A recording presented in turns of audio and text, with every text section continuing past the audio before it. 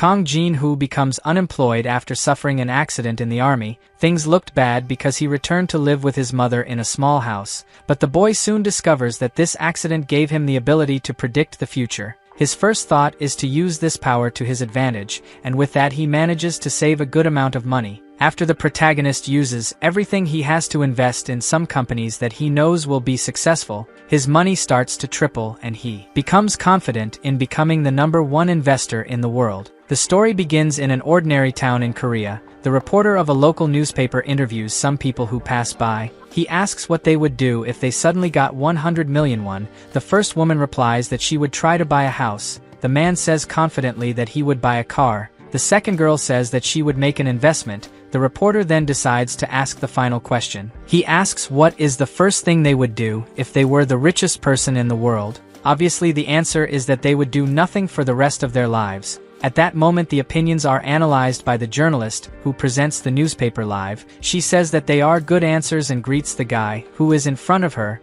The woman introduces him as the youngest Korean to become the richest man in the world. Then she questions what his secret is. But before the journalist also says that there are rumors that he can see the future, as we can see this guy is our protagonist Kang Jin-hoo. He laughs and denies that he can see the future. Suddenly his eye shines a yellow light and he notices a lady near the camera operator. At that moment a huge golden eagle flies inside the room, leaving behind some words shrouded in smoke. Kang is a little paralyzed. The presenter calls him back to reality. The protagonist concentrates and replies that he became rich because he is a lucky investor. Suddenly the boy opens his eyes scared. Kang realizes that it was all a dream. What the boy doesn't understand is why that eagle he saw in the army still keeps appearing. All his dreams are ruined by it. At that moment Kang looks around realizing that he is still poor and unemployed living with his mother. The boy looks at the frame where he has a family photo and remembers that he has had good times. At that time his father was alive and had good business to support the family. Now he lives alone with his mother and accepts any part-time job to help her. Suddenly the protagonist leaves his thoughts when he receives a call. A little later Kang arrives at his friend's house, named Taekyu. The first thing the protagonist notices is that the guy continues with the collection of girls. He says that Taek really doesn't change. The friend disagrees and says that now he has a much more colorful collection. Kang replies that he can't even know since the guy has had these things since high school. Taek laughs and asks how life is going. The protagonist tells that he has recently become unemployed, but he is confident that things can change because he has a prestigious university degree, so he thinks that maybe he can give private lessons and make things a little easier for his mother. The two toast with a can of soda. The protagonist also decides to thank his friend for last Christmas spending time with his mother, since he couldn't stay. Taek replies that he didn't have any problems because he considers Kang's mother also his mother. The friend then asks how was his time in the army. Kang prefers not to talk about it. Taek then says that there is something he really needs to tell him. The protagonist listens to the serious tone of the conversation and asks what happened. At that moment the friend reveals that he found the password to his Bantcoin account. Kang asks what it is. Taek questions if the guy really forgot. Bantcoin is the virtual currency he earned by selling his character from the game Lutnia. The protagonist finally remembers. He also remembers that at that time the coin rose to 50 million won. Taek even cried because he had lost the password and obviously all the money. The friend laughs and says that thank God he managed to find it while cleaning his room. He then asks how much Kang thinks the coin is currently worth. The protagonist has no idea. Taek replies that until yesterday it was costing $1,120. Kang starts doing the calculations in his head and converts the dollar amount to won, which is the currency of his country. The guy immediately has a shock. He realizes that even with the rate his friend has more than 1 million won. Taek raises his finger and gives even more shocking news. He says that 1 million won is only for 1 BNT. The protagonist doesn't seem to understand.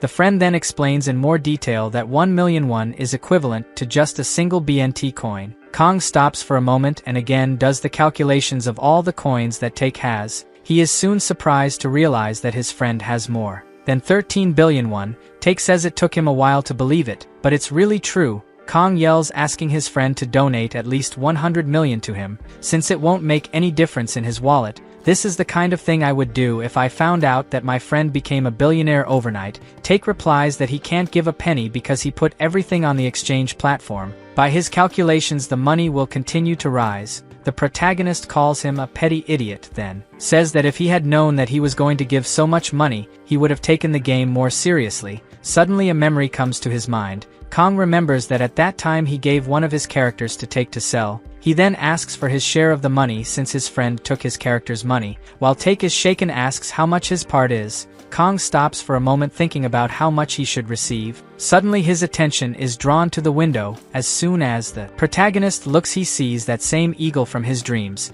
but now in real life. The boy starts to tremble and asks why this is happening again. The eagle starts to fly and invades the apartment. It is shrouded in a strong yellow light exuding its power, and as soon as it passes it leaves some words scrambled in the middle of the smoke, which eventually becomes clearer. It is at this moment that the protagonist deciphers what those messages are. Take realizes that his friend is a little lost and tries to bring him back to reality. Kong asks if he knows what the mountain hill is. The friend replies yes. Mountain hill is an exchange platform where his Bantcoin is kept. The protagonist looks at the words left by the eagle, where he states that the mountain hill will fail. He then worries about Take and asks if the guy is sure that this platform is safe, or if there is no danger of going bankrupt. Take does not understand the meaning of this sudden conversation and replies that he trusts the platform 100%. The protagonist feels as if he is going crazy. He even thinks that all this is a hallucination this eagle appears from his time in the army and always leaves some messages. Anyway, the boy decides not to risk it and yells at Take to take all the money he has on the platform. The guy is obviously taken by surprise and questions why he's asking for this so suddenly. Kong screams as he grabs his friend and begs him to take the money now. He promises to tell him why he's asking for it later. Take obeys and calls his sister. He asks the girl to take all the Bantcoin off the platform. Meanwhile, the protagonist realizes that the words left by the eagle have disappeared. In a way, he believes that he is not hallucinating because he ended up getting the name of the platform right. Suddenly his friend shouts that this is not possible and looks at his cell phone. He says that the platform Mountain Hill just went down. It seems that the server went down. The good news is that his sister managed to get the money out in time. Hearing this makes Kong believe even more that he can predict the future. At this moment, Take receives another news. It seems that the platform is back online, but this time all customer accounts are empty. People are commenting on the internet about the money disappearing from the platform without notice. Take approaches Kong and asks him to please be honest, since he promised that he would tell everything if he took the money from the platform. The protagonist thinks for a moment and decides to reveal the whole truth. He says that he has the ability to predict the future. A few minutes later, the scene changes to what happened a year ago, when Kong was still in the army. It was there that he saw that eagle for the first time. It appeared when the soldiers were doing ordinary training and testing some bombs. The protagonist called the attention of the other men and asked if they could see the size of this eagle, but the answer was not very good. They said there were no eagles. Then they asked the protagonist to focus on training. Kong looks where the animal went and finds the messages in the smoke, where it said that KM-188 was going to explode. He looks to the side and sees the soldiers equipping the next test. The name and number are the same as the messages. The protagonist realizes this and his eyes fill with horror. The test was carried out and the bomb exploded while still on the ground, injuring and eliminating several soldiers. The protagonist managed to throw himself on the ground in time and had little injury. The scene returns to the present moment and the friend is surprised to hear this whole story. He is happy that the protagonist survived. Kong recognizes that he was very lucky. Most of the soldiers had fatal injuries. After this happened, the doctor said that the accident caused some confusion in his memory. Take says that this doctor's answer is kind of vague, but anyway, the protagonist has already witnessed this phenomenon of seeing the future twice, and both times the information was true, so he doesn't think it's a coincidence. Take says that this looks more like a superpower. Kong is surprised and thinks a little about it. After all, superpower is something you only see in movies. In addition, he is impressed that his friend believed him at first. Take replies that he would believe it even if a cute anime character appeared in front of him. The protagonist says that it is better to go to the main subject. He wants to know where your money is. His share is 1,200,000 won. Take asks how he arrived at this amount. The protagonist explains that at that time he sold his low-level character, so of the 11 billion that Take received, his share is 1 billion. This is about 9% of the 13 billion won that Take has now. The protagonist threatens to burn all those cute dolls if the guy doesn't deliver his share. Take tells his friend not to threaten him. In addition, there is no way to get the money out now. Kong replies that he understands that he must be planning to create a tax haven or something.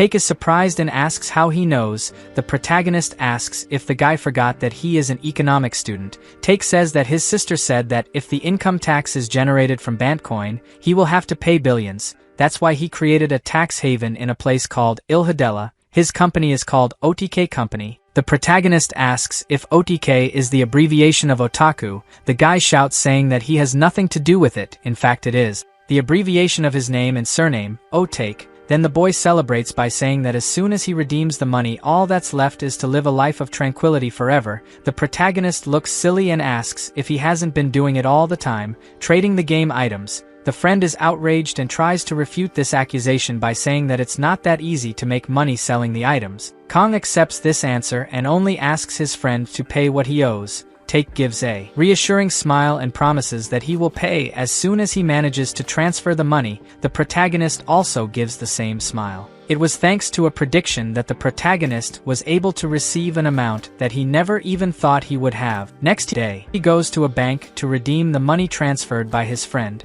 Arriving there, the protagonist received a deposit of 500 million won. Take revealed that he had no way to send all the money now, but then he would find a way to get the remaining 740 million with his sister, since she is the one behind the rescue of the money. Then he asked the protagonist to be patient. Kong replied that there was no problem. At this moment, he keeps the money he received from the bank, and the first thing he thinks about doing is to help his mother stop working for a while, and buy new clothes for her. Then the boy enters the mall and sees a line of people gathered near the bathroom. Kong approaches realizing that it is an argument. A female voice says that she is going to make a complaint on the store's website, but first he wants the woman to kneel down and apologize. After all, she doesn't even know how much these shoes cost. The manager lowers his head and apologizes to the rich woman in front of him. Then he turns his face to the lady who is being humiliated, and tells her to kneel now, just as the madam ordered. The protagonist's face is incredulous when he realizes that the person being humiliated is his mother.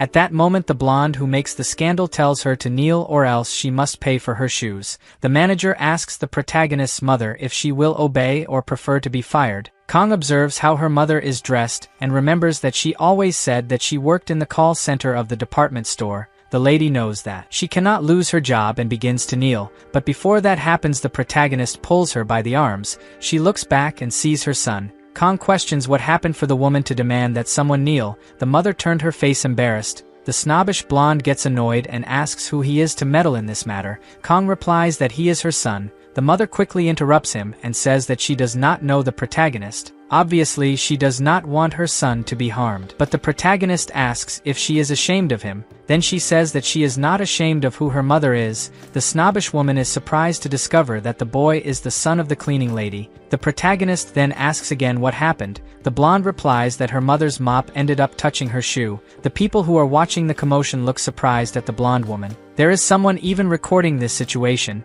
Kong does not believe that this is the reason she is using to humiliate her mother. The snobbish woman is annoyed for not having her reason taken seriously. She then asks if the boy knows how much his shoe costs and says that the value is 600,000 won. The protagonist can't stand this noise in his ear anymore and takes 600,000 out of his pocket, then gives it to the woman. Kong demands that she apologize to her mother and take the money away, or keep her precious shoes and leave empty-handed. Suddenly someone shouts that the woman is being filmed and thinks that she better accept the money. Kong asks if she prefers him to throw it down. The snobbish woman thinks for a moment and decides to accept the money. She says she is sorry without any emotion and turns to leave with the money in hand. The protagonist then calls the manager and orders him to be sure to get these shoes. The woman doesn't understand what he's talking about. Kong explains that he paid 600,000 for these shoes, so he'd better get them tomorrow or he'll report the store for theft. The manager quickly says he'll make sure to leave everything the way he asked. Kong calls his mother to leave. The snobbish woman says that the protagonist won't even wear the shoes,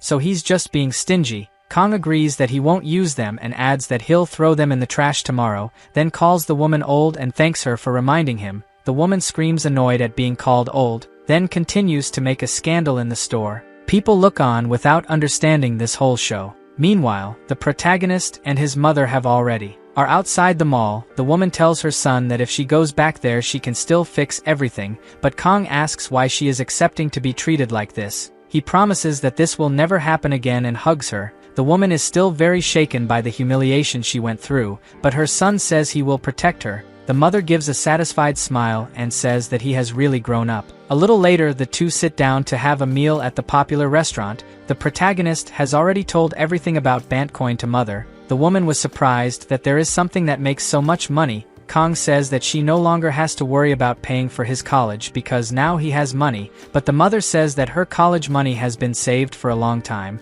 so he better focus on going to college. The son replies that they can solve it later, first he wants to use the money to buy a new home. Kong says that he is sure that his mother's coughs are due to that small house. The woman tries to say that she doesn't have to worry, but the protagonist asks her to just accept what he is doing to improve her health. The mother then sighs and says that he is just like his father. Suddenly the conversation is interrupted by a call from Take. The protagonist answers and the boy on the other end of the line starts shouting that an emergency has happened. He asks, "What happened?" Take shouts that his sister is back in Korea. A few hours later, the scene changes to the Namsan Shilin Hotel. Passers-by point to something on the track and start laughing. At that moment we see that the protagonist is with his friend in a very funny car, an otaku car. Kong can't hide that he is very embarrassed, but Take looks very happy. After that they enter the hotel and Take asks why the protagonist wanted to be left on the street. This is a very obvious question for the boy. He says he didn't want to participate in his nerdy world.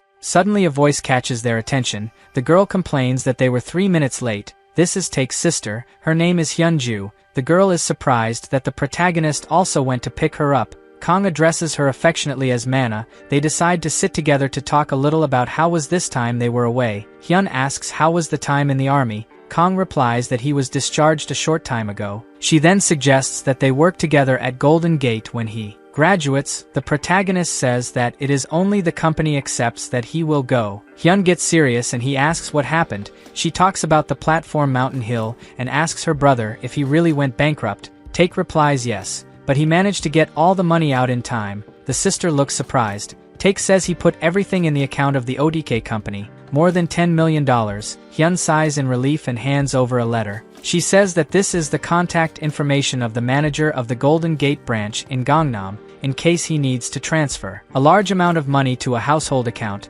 This is the contact of the person who can take care of it. Hyun adds that it is enough to mention that it is his younger brother. Kong analyzes the information. The sister then asks why Take sold everything at once, since at first he said he was going to sell it little by little. The brother couldn't deliver that the protagonist saw the future, so he replied that he only felt like it. Kong asks if she came to see Take, but Hyun denies it. She says that she came to solve something from the company she works for and will stay here for 10 days. Take asks if she is really going to stay 10 days. Hyun gets angry and asks if he has a problem with that. Take tries to answer that he is not and asks where she is going to stay. The girl replies that in this hotel. Take is surprised because the place is very expensive. Hyun says that the whole team will be staying together. She doesn't worry because it's the company that is paying. The protagonist remembers that to stay just one night at the hotel you have to pay 500,000 won, but he believes that this is not a problem for a billionaire company. At that moment Hyun receives a call and moves away a little. Take soon asks Kong if he is scared by his sister's personality. The protagonist blames his friend for it. Hyun comes back and says that the call was about the OPEC meeting calendar. Take doesn't seem to know what it is, but soon remembers that OPEC is the abbreviation for Organization of Oil Exporting Countries. The protagonist carefully observes the conversation and asks if they are a group of oil-producing countries. Hyun confirms that this is exactly it. To be more precise, it is the Organization of Petroleum Exporting Countries. The girl keeps saying that the results of the OPEC meeting will be announced the day after tomorrow. Suddenly Kang's attention is attracted by a light. He again sees that eagle. It passes by and leaves another prediction of the future. This time the protagonist sees that OPEC will make a production cut agreement. Hyun quickly calls him and asks if everything is okay. Kong apologizes and says that he is only thinking a little. He then goes straight and asks Hyun what is the chance of OPEC making a production cut. Take is surprised by this question. Kong explains that the USA is indeed a producing country, but the amount produced is still far from domestic demand. This means that even though it is an oil-producing country, it has maintained the position of the largest importer. However, recently the United States has started to develop shale oil. The biggest disadvantage of this oil is that its production is expensive. The cost of production is estimated at about $45 per barrel, so if the price of oil falls below $50 per barrel, The forecast is that more than half of the companies that depend on it will go bankrupt. Hyun drinks his tea quietly and says that they are already aware of this matter. That's why OPEC member countries hastily held several meetings to discuss production cuts. But the interests of oil-producing countries always ended in failure, so she thinks that the meeting will not reach any agreement. The protagonist asks what will happen if they reach an agreement. Hyun replies that the price of oil will skyrocket and the market will be happy, but the probability of this is extremely low. Kang asks if she believes or not that they will reach an agreement. Hyun questions why he is insisting on it. The protagonist realizes that he talked too much and tries to reverse the situation, saying that he just thought too much. Hyun laughs and says that if they reached an agreement it would be good. A little later the protagonist returns home and takes nerdy car. He thinks a little about the prediction he saw. If the OPEC production deal really works out, the price of oil will skyrocket. Kang realizes that if he buys oil in advance, he can generate a significant profit. The boy remembers that his previous predictions were right, so this one can also okay. The problem is how much money he can invest. Kang just signed a lease and plans to give about 100 million won to his mother, so the money he can use now is 275 million won, but he still has 740 million in Take's account. At that moment the guy asks the protagonist if it happened again. Kang replies that he really has a sharp perception. His friend laughs and says that he is curious to know what he saw. The protagonist quickly has an idea and realizes that he forgot to talk to Take about his strategy. After a few minutes Take watches the plan carefully. He asks if the goal now is to buy in advance so that when the oil goes up, they can make a lot of profit. Kang confirms that this is exactly what he is thinking. Take looks a little confused and asks how they are going to stack all the oil barrels. The protagonist slaps him on the head and tells the guy to pay attention to the traffic. A little later that day, they meet in front of the computer. Kang says that according to Hyun, the WTI company can barely keep around $60 per barrel. Take is shocked by this information because he even heard what his sister said, but couldn't understand anything. The protagonist then decides to explain it in detail to his friend. He speaks that crude oil is not only used to fuel cars, it is also used in various sectors such as industry. This means that an increase in oil prices has a significant impact on producer prices. Take understands and says that he will send 500 million won to him. There are $11 million left in his account. About $673,000 is from Kang. After passing on all the information he says he is ready to buy. The protagonist instructs him to buy it on the New York Mercantile Exchange. He says he will invest $300,000 for now. Take replies that he will also buy. Kang asks how much and the guy replies 10 million. He is surprised by a high amount and asks if it's 10 million won, but Take says it's $10 million.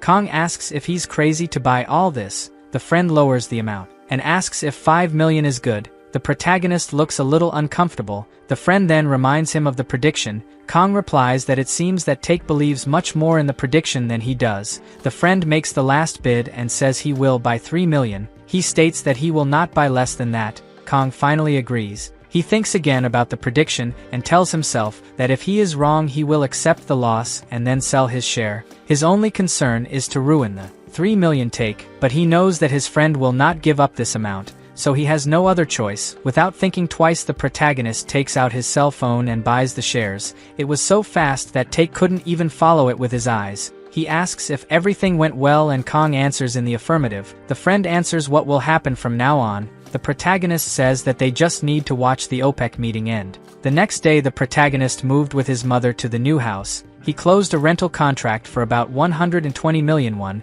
The house is a little old, but everything is clean and the floors have been changed recently. The mother says she loved the house. It has 2 bedrooms and the sunlight comes in well. Kang is happy to hear this. He believes that he could have bought a better place if he hadn't invested in the prediction. Anyway, it's very good that his mother liked it. Suddenly the protagonist notices the woman hesitating to touch one of the boxes. He remembers that when his father passed away, his mother donated some of his belongings, but there is something that she would never have the courage to throw away, the photos of her father. At that moment the woman looks at one of the paintings where the family is gathered. Kang remembers that her mother's old dream was to have a house. Her father managed to buy a plot of land and made that dream come true. That was their first home, where Kang was born and raised, so he understands that sometimes the mother can get a little sentimental. After all, most of the family's memories are there. At this point Kang asks if she thinks about her father often. The mother replies yes. She thinks that if her husband hadn't worked so hard he would be alive to this day, so he could be moving with them.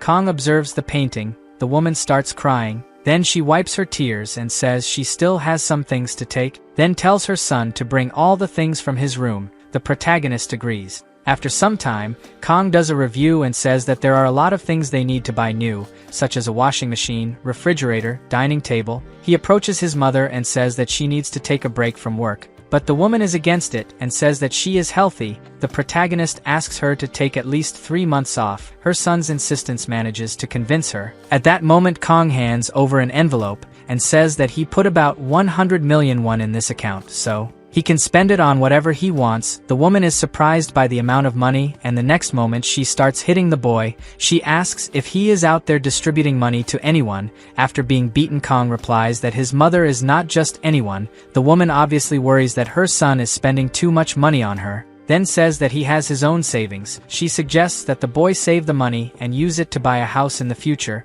or even save it for his wedding. Kang insists that his mother accept it or at least see it, as if he was leaving it with her for now. The woman accepts and says that he is as stubborn as his father. The protagonist remembers how much he still has in his private account and believes that he will not need to do anything else for the next 20 years. A little later that day, the doorbell rings and Take enters. The protagonist's mother goes towards him and asks how boy is. As we can see, Take has his hands very full. He hands 2 bags of toilet paper rolls to the protagonist and asks him to consider this a gift for his new home. Kang looks incredulous and asks if the guy really had the courage to give this here as a gift, when it's full of money in his wallet. Take thinks his gift is good and asks what he should have brought then. Kang gives a smile and says he would accept something simple, like a refrigerator, a washing machine or a TV. Take yells at the woman that her son is trying to extort him. Minutes later, the two sit on the floor of the protagonist's empty room and eat some apple. Kang asks if he is aware that the Mountain Hill really went bankrupt.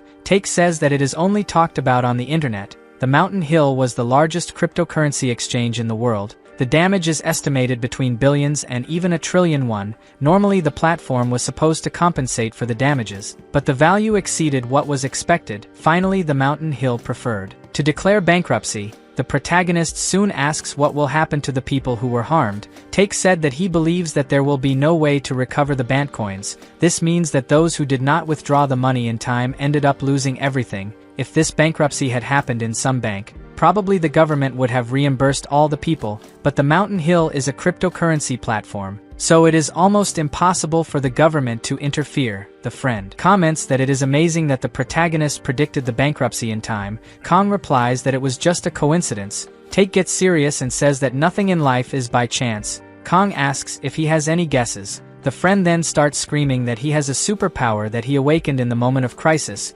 Kang yells at the guy to speak softly and asks if he went crazy. Take claps his hands and says that this is how superheroes are born. The protagonist has already gotten lost in the conversation. Take says that he has discovered his power. From now on he will call it the Eye of the Oracle. Kang replies that he doesn't like that name and reminds that they need to worry about something really important, the OPEC meeting. Take remains lost in his thoughts and says that Eye of the Oracle looks really good. Kang asks if he is talking to himself. He says that he may even consider this nickname if the prediction about the OPEC meeting is correct, but if it fails it is good to remember that they will lose money. Take is confident in his prediction and makes it clear that he will call it the Eye of the Oracle if everything goes well. The protagonist sighs heavily. The next day Kang goes to Take's house and asks what his sister said about the meeting. As we can see, the friend is focused on the game and with various foods around. He replies that Hyun said he will only know tomorrow. The protagonist gets anxious and thinks that his prediction failed. He starts to sweat cold, remembering that the stock prices have fallen another 3%.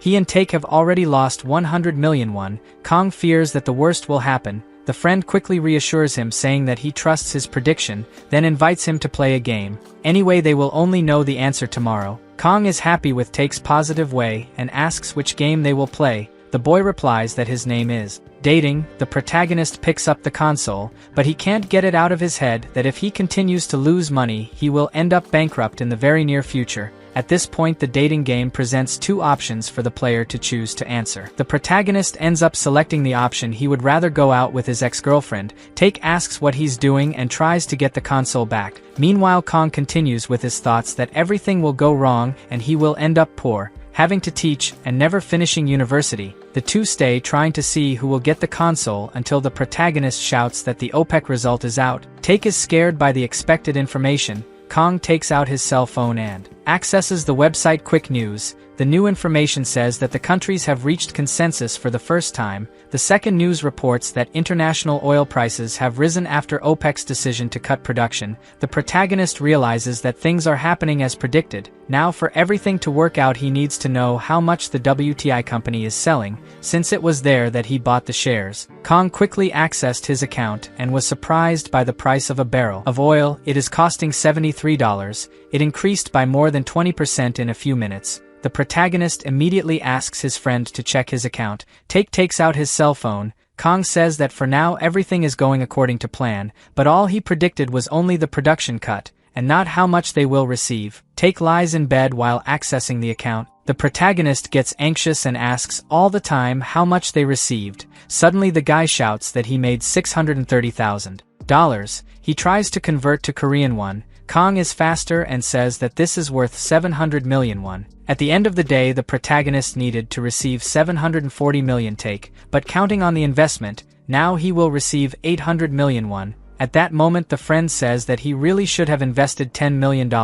Kong replies that it is easy to say when it has already worked, but Take reminds him that he trusted the predictions from the beginning. The friend strikes a pose while saying that he has no reason to be afraid anymore. There are already 3 correct predictions. This means that his ability is real. Kong starts to think about it and asks if he really sees him as those cartoon superheroes. The friend confirms. He says that normally when people think of superpowers, think about flying or destroying buildings with their fists. The difference is that this power can be replaced if you have an airplane or a bulldozer. However, the power to predict the future is irreplaceable. Even now with the advancement of computers and AI, it is still impossible to see the future. Take believes that the protagonist can do very well if he can predict disasters or even sports scores. The protagonist covers his eyes as the energy emerges. He says he doesn't know exactly how it happened. Take assumes it was in that accident in the army. Maybe he awakened the power because of it. Kong says he doesn't understand why the power only came to reveal itself now then. He says that if he had this vision at that time,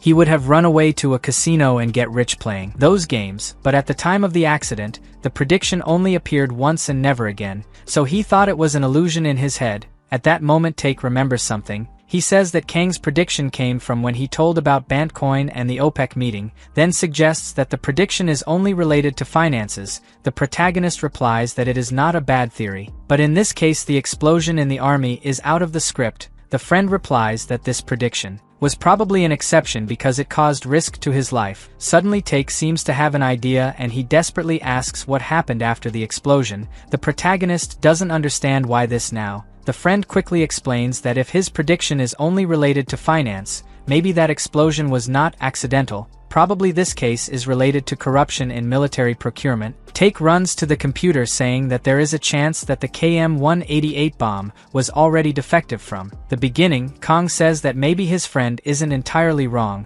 but if he thinks about it, all disasters caused by man are directly or indirectly related to finances. Take soon says that he has a great idea. Kong replies that he is afraid when he says something like that, but decides to listen to him. Take suggests that they form a duo. He will provide the money and Kong will provide the superpower, then they will be able to invest together and then share the profits. The protagonist thinks it's a great idea, but asks what will happen if they lose money in the middle. Take replies that they won't be able to do anything, just keep investing. Kong doesn't know if this type of contract is fair since his friend would bear all the losses alone. He then tells Take that he would love to do that, but there is a big problem in this plan. He can't guarantee that what he sees is 100% accurate. If the prediction is wrong they can lose millions. Kong keeps talking while his friend can't stand to hear this same story anymore. Take is almost covering his ears. He says that the boy needs to be more positive. In the end his 3 predictions were right. If they don't take advantage of this ability now, then yes they can lose money. Take then takes his hand in his direction and invites him to dive together into the world of investors.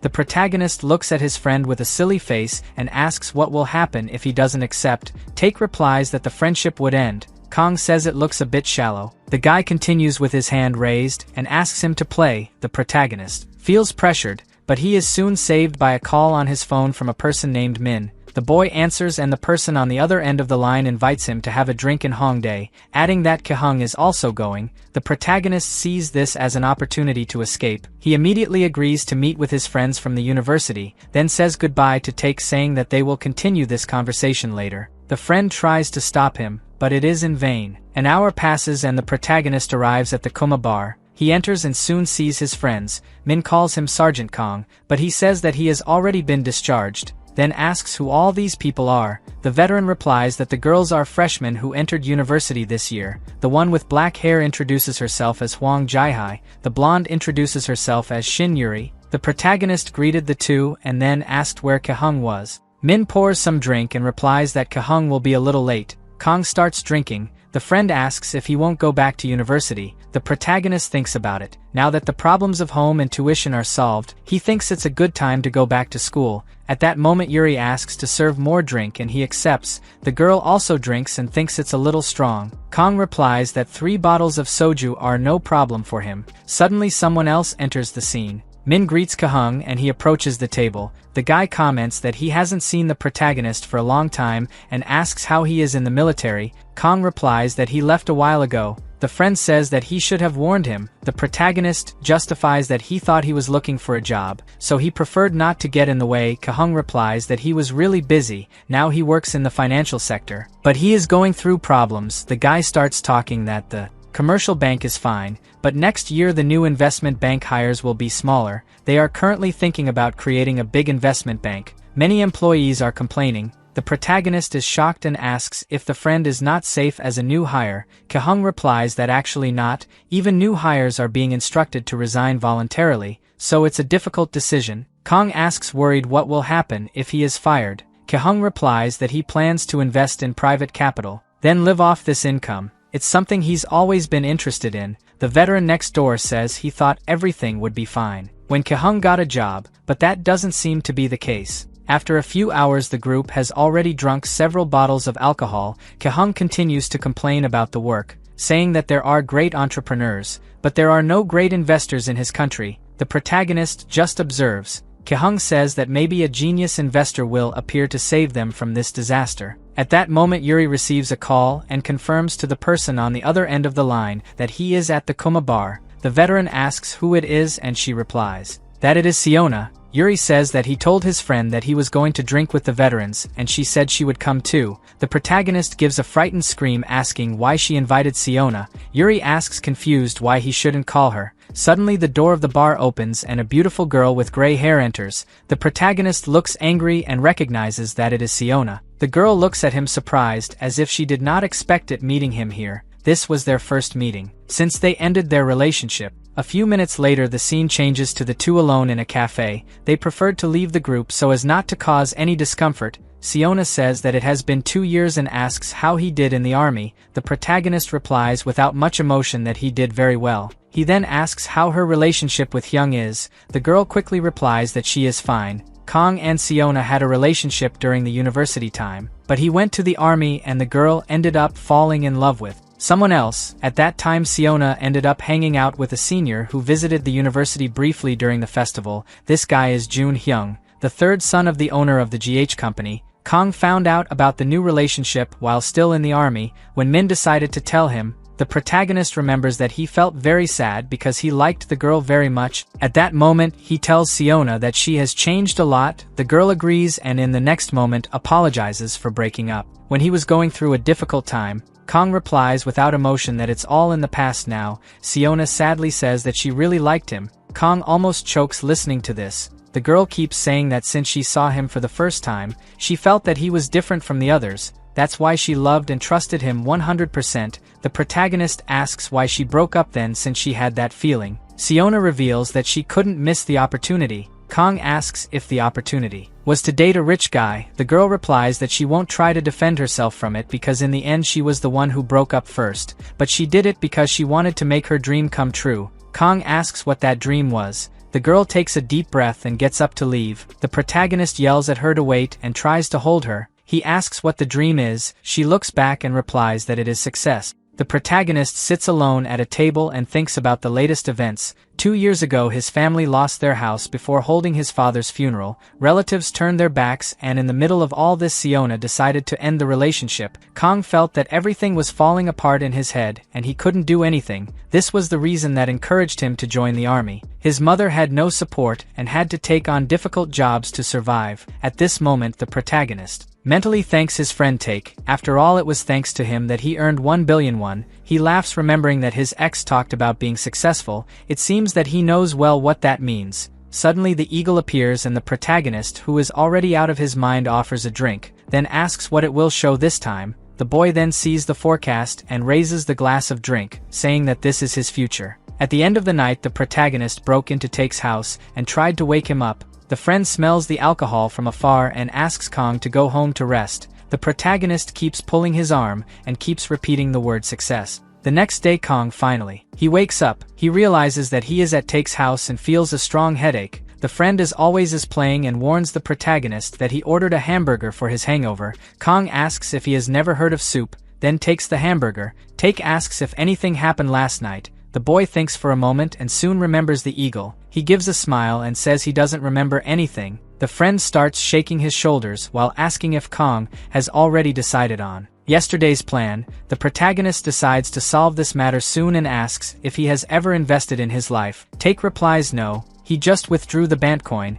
It seems that the protagonist doesn't know that much about investments either. In fact, he has tried to invest a few times, but failed in all of them and didn't even have a return. The friend then asks if he didn't study administration. Kong says it only lasted a year and barely remembers what he saw. Take says that he currently has $1 million in the account, which is equivalent to 13 billion won. The protagonist knows that it is an amount that normal people will never see in their lives, so he feels lost about what to do with so much money. What is not lacking is capital to invest. Take could easily live a quiet life with all the money he has now. The protagonist's concern is always the same, investing money and ending up losing. But as we can see, the friend is dying to invest. Kong asks why he wants to invest the 13 billion won. Take replies that the more the better. The boy throws the roll of the hamburger back and says that they can have fun doing it. The protagonist, being a much more cautious guy, says that it's fun when you're making money, it stops being fun when you start losing.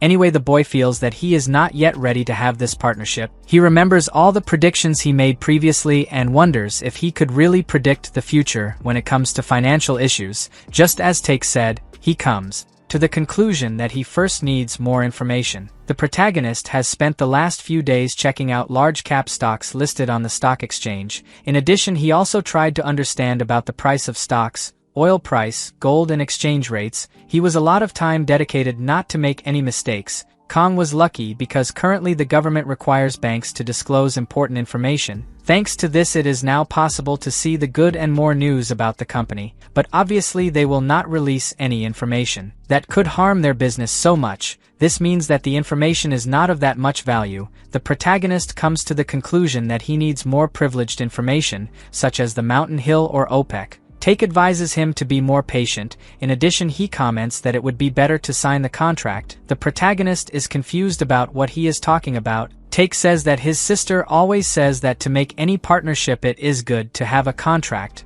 Kong goes to him and signs the contract, then said he was going to get a coffee. Take replies that there is no coffee at home. Suddenly the protagonist's phone rings and the number is unknown. The boy answers. The person on the other end of the line identifies himself as Yuri. Kong repeats this name a few times and finally remembers the blonde girl at the bar, then replies that she can talk. At this moment Yuri shyly asks if he is free and invites him to have a coffee. A few minutes later the protagonist arrives at a nearby cafe. He enters and Yuri quickly waves. The girl thanks him for coming even though she called from nowhere. The protagonist replies that it's okay because he was at a friend's house nearby. Yuri is a little embarrassed and asks why the boy is looking that way. Kong replies that she is very similar to the member of a girl group he saw in the army. Yuri asks if this girl was beautiful. The protagonist gets shy and decides to change the subject. He asks if she is from here. The girl replies that she came from Cheongdam. This information takes the protagonist by surprise and he believes that the girl is very rich.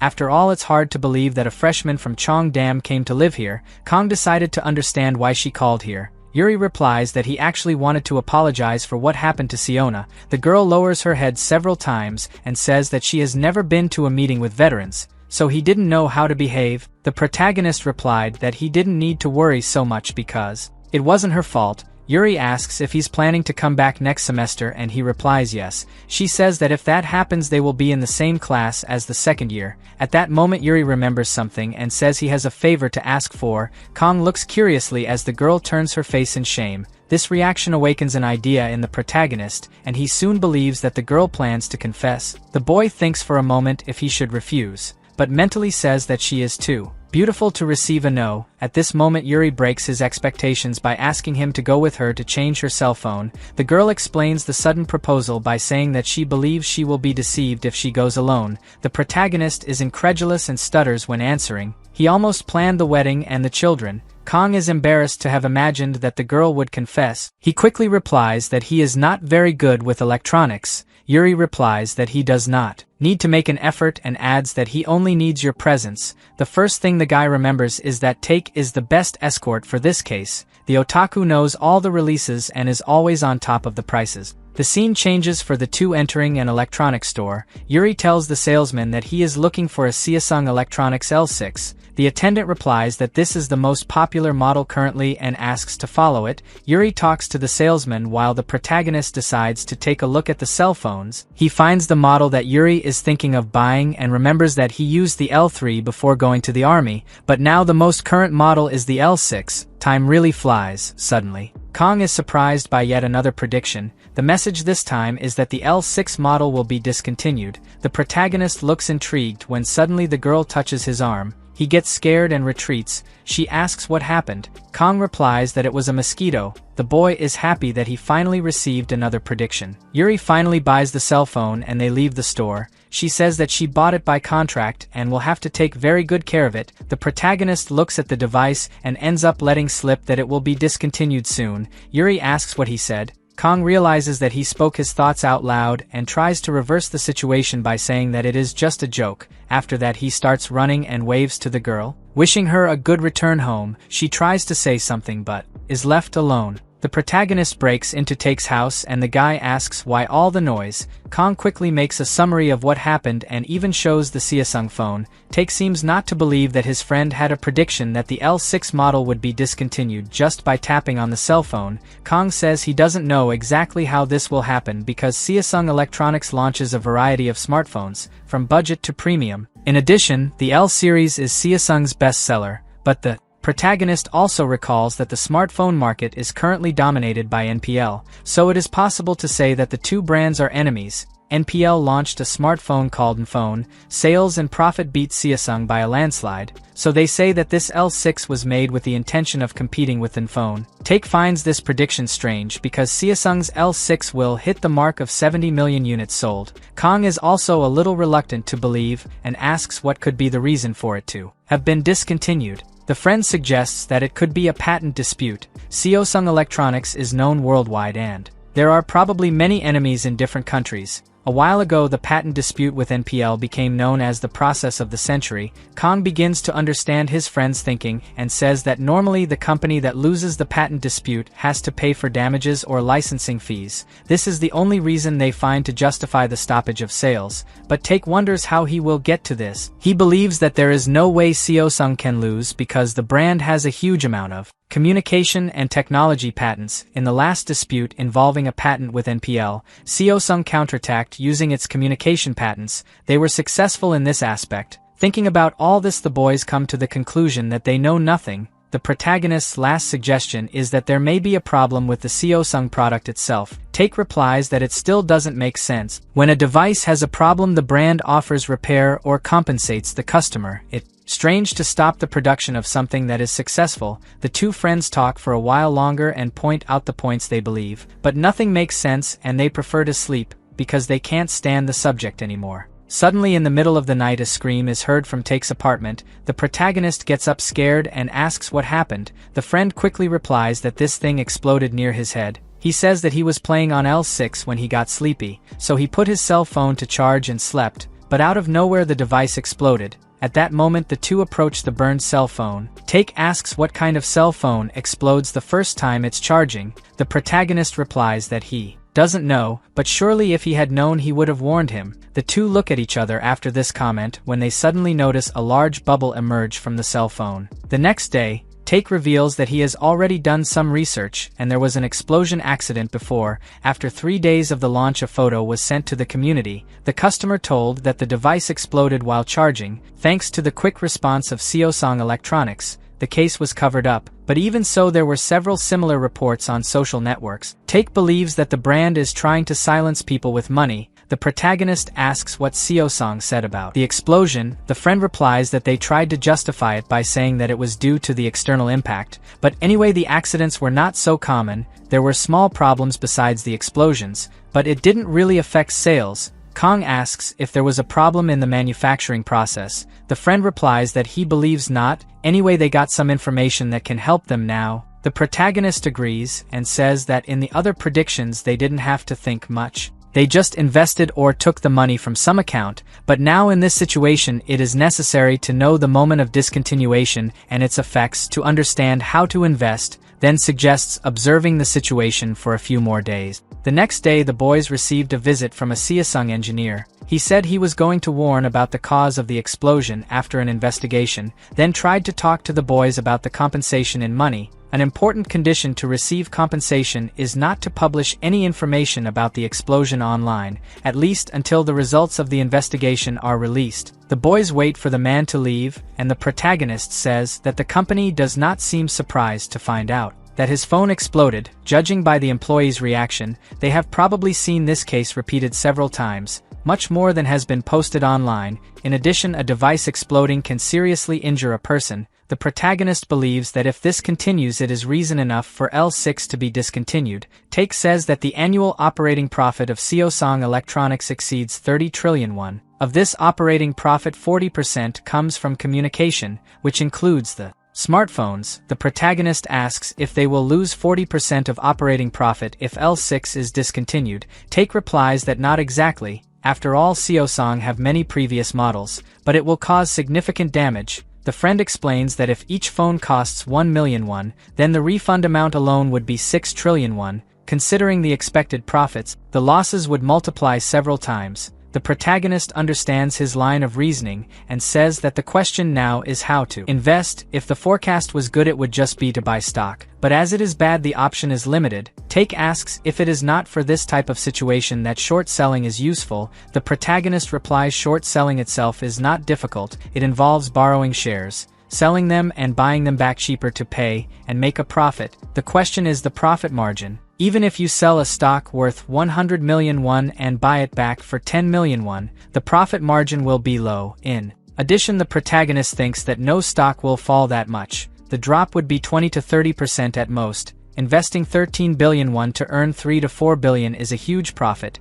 but he believes that he can still find a way to make a higher profit. Take again reminds the protagonist of the college he went to in management, but the boy doesn't remember anything he learned there. He says he needs someone with more knowledge. The first person that comes to his mind is Hyun, however he wouldn't know how to explain it to her because he needs this information, not to mention that he sees the future. Take suggests that the boy just explain that he trusts his vision. Kong replies that he really underestimates his sister, but is reassured because he knows someone. The friend asks who the person is. Kong replies that it is Park Sang-yeep, former president of the Royal Investment Club. Some people call him a lunatic, and others call him a genius. In the world there are two types of geniuses, those who are brilliant in multiple areas and those who excel only in one. Sang-yeep belongs to the latter group. He grew up in Australia and as a child his grades at school were low. When he became an adult he became interested in the stock market. One day he found a company called QMK Tech and predicted a 10-fold increase in the stock price. So he quickly secured 5 million in shares.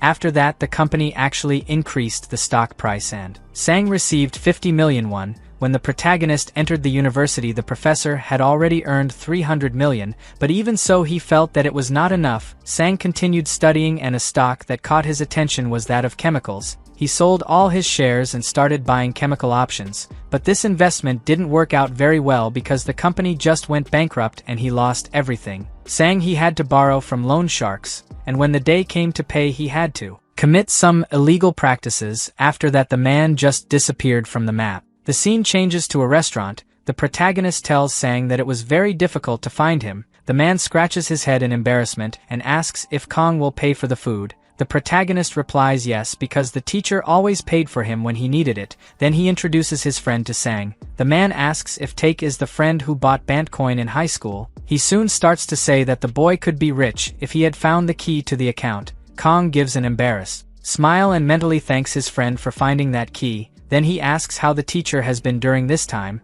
Sang replies that he is currently teaching math to students going to college. The man says that the low salary made him realize how valuable even a single 101 coin is. The protagonist remembers that Sang went from earning billions to being in debt overnight. It is a difficult reality to face. The teacher soon asks why the boy sought him out. Kong replies that he is seeking to better understand futures and options. Sang asks if he went through the process to open a futures and options account. The protagonist replies no, but in fact he has already created it through Take's OTK company. Sang explains that futures and options have a difference, then asks if the duo knows which one it is. Apparently the boys only know the name. The professor decides to explain in detail. He says that futures are contracts in which both parties agree to trade a specific quantity of a commodity at a price. The objective is to guarantee a fixed value without price increase or decrease. Whether you win or lose depends on the price on the date of the contract. Both parties are obliged to complete the payment despite the profit or loss.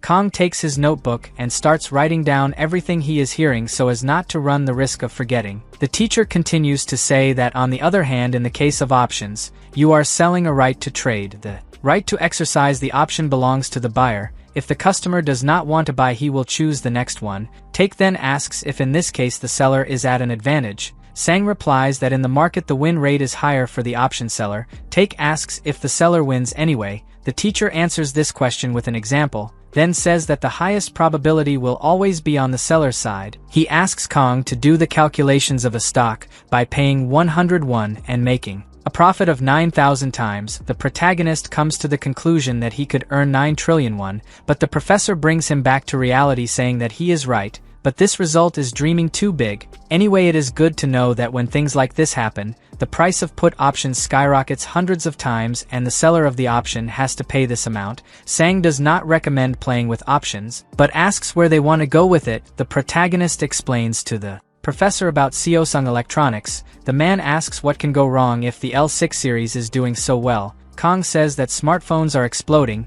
Sang asks if there is any more evidence that the line will really stop. The protagonist doesn't know how to answer this because he can't just justify that he had a vision. Sang again advises that it's not so reliable to deal with options. After all, that's how he lost everything. After a while, the boys say goodbye to the teacher. The protagonist tells his friend that he just heard that they could lose everything, then asks if he still wants to move on. Take confirms that he is ready and asks what he thinks. Kong gives a smile and says that it is time to try. The guys decided to believe 100% in the prediction, so they started to prepare for the two forms of investment. The first one is low risk and low return, and the second one is high risk and high return. Kong suggests buying 70% in options and the rest in short selling. Even if the rate of return drops, it is good to have a second option to avoid the worst-case scenario. The protagonist assumes that the price will drop by about 10%, counting on refunds it will drop to 20%. At this point, the friend calls his attention to say that another Samsung cell phone exploded. The new report happened in the USA and the international media began to be interested. Take asks where the boy intends to buy options and he replies that at HTS. HTS is the abbreviation for Home Trading System. It is a computer program that allows individual investors to trade stocks outside of stockbrokers. In the end, Take gave his 13 billion for the investment. He decided from the beginning that he would pay the amount alone and the protagonist would only lend his skill, but Kong didn't think it was fair to let him invest alone and put his 800 million available as well. They will depend on the stock to fall as predicted so that they can make money. After making the purchases, the two sit in front of the computer and wait. After 2 days, the Samsung share price rose by 8%, contrary to expectations. The short sale that only profits when the shares fall naturally registered a loss of 8%. Take stood in front of the television watching his money go away, visibly worried. Cell phones kept exploding around the world, but things seem to be happening very slowly. The protagonist tries to convince himself that everything will work out in the end.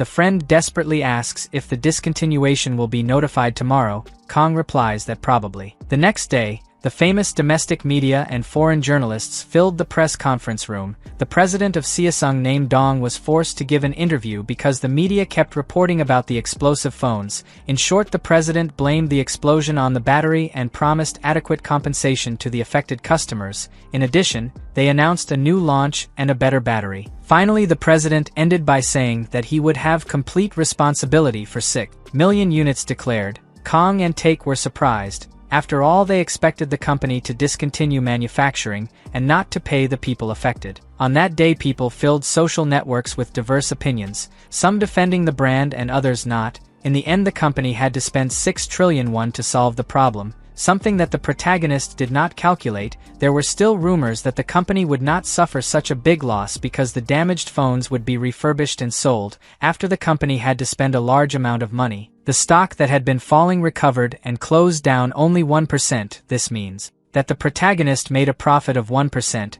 Take celebrated that the shares were going back up, but Kong knew that they probably wouldn't recover everything he lost. This 1% was nothing compared to what has already gone. What made the protagonist sadder is that most of the loss was his friends. He puts his hand on his head and asks at what point he interpreted the wrong view, how things could not be working out. That night the protagonist couldn't sleep and kept thinking about the losses he had. He believed that he could spend it all if he used 1 billion won a year, but now that amount is gone in a few days. Little by little the thoughts were suffocating the boy. Suddenly Take gets out of bed and asks if everything is okay. He woke up to the noise of Kong moving. To calm him down, he decided to invite him to get a beer. The two went down to a nearby convenience store, and Kong couldn't stop thinking about the loss. He asked if his friend blamed him for what happened. After all, nothing would have happened if it wasn't for his prediction. Take says that his friend is not to blame and adds that he was the one who suggested investing in the first place. In addition, it may be that paying the damages does not solve the problem of Samsung. Protagonist thinks about his friend speaks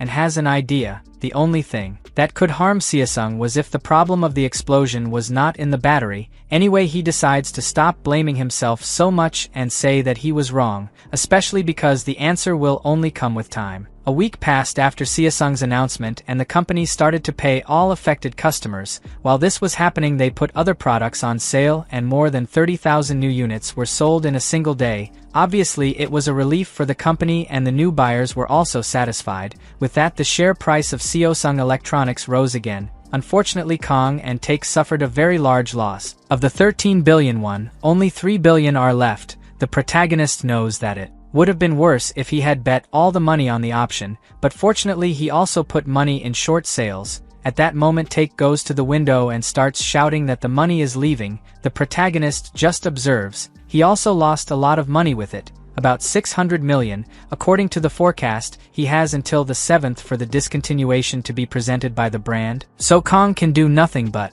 wait. He also remembers the professor talking about how dangerous it is to put money in options. That's how he lost all the money and fell into debt. Take says he should have bet everything during the OPEC reduction meeting. He jumps on the bed and says that now it doesn't matter because he also lived well without that money. The scene changes to an airplane, where it is possible to hear the screams of the passengers. The co-pilot had to leave the cockpit to put out the fire caused by a Samsung cell phone. The owner of the device had serious injuries and was treated inside the plane. A burned paper appears identifying flight HL 745, and with the date December 9th, suddenly Kong wakes up and realizes that everything was just a dream. He turns to the side and feels the same energy in his eyes as when he sees a forecast. Take approaches quickly and asks what happened. Kong holds his head while repeating the words 4 days from now. His friend doesn't understand what he's trying to say and asks what will happen in 4 days. The protagonist with a terrified expression replies that something will happen in 4 days that will cause L6 to be discontinued.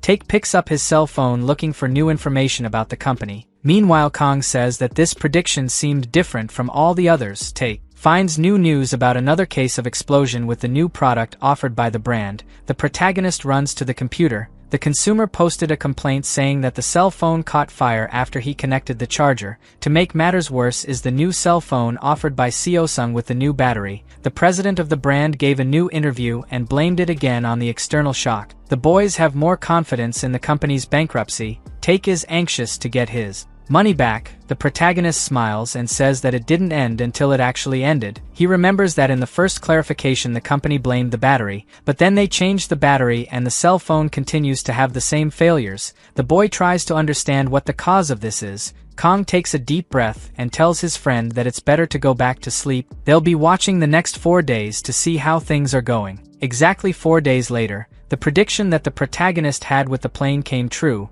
The newspapers commented again on the accidents with Seosung mobile phones. The passenger who was carrying the phone suffered burns on his thigh and fingers. After that, an emergency landing was made. This news soon reached the media around the world and on all airlines. Some airports designated L6 as a prohibited item for hand luggage and checked luggage. At 8 a.m., an emergency meeting was held at Seosung's headquarters, an hour after the company's shares began to fall by 10%. With each passing hour the drop increased and reached 13%. The protagonist and the friend were obviously following all this. Take says now is a great time to buy. The scene changes to the conference room of the Seosung Group headquarters. The shareholders greet Vice President Jin Yong. The president of relations named Dong starts the meeting saying that in the first investigation the problem was the battery and it was changed. One of the shareholders then asks what the problem is this time. The man replies that he doesn't know because it is still under investigation. Or Vice President Jin asks how long he thinks he needs to get the results. Dong replies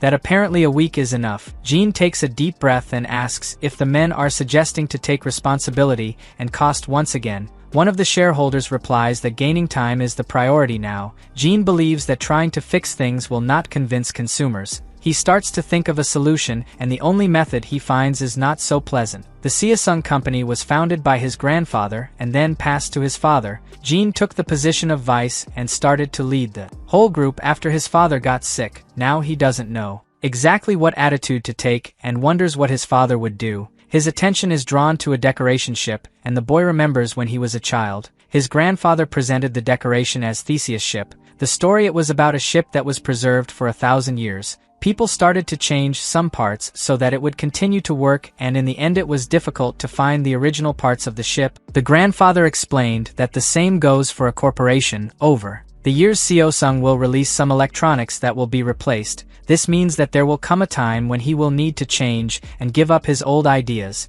At that moment Vice President Jin remembers all the teachings of his grandfather and has an idea. He plucks up the courage and announces that he will discontinue L6.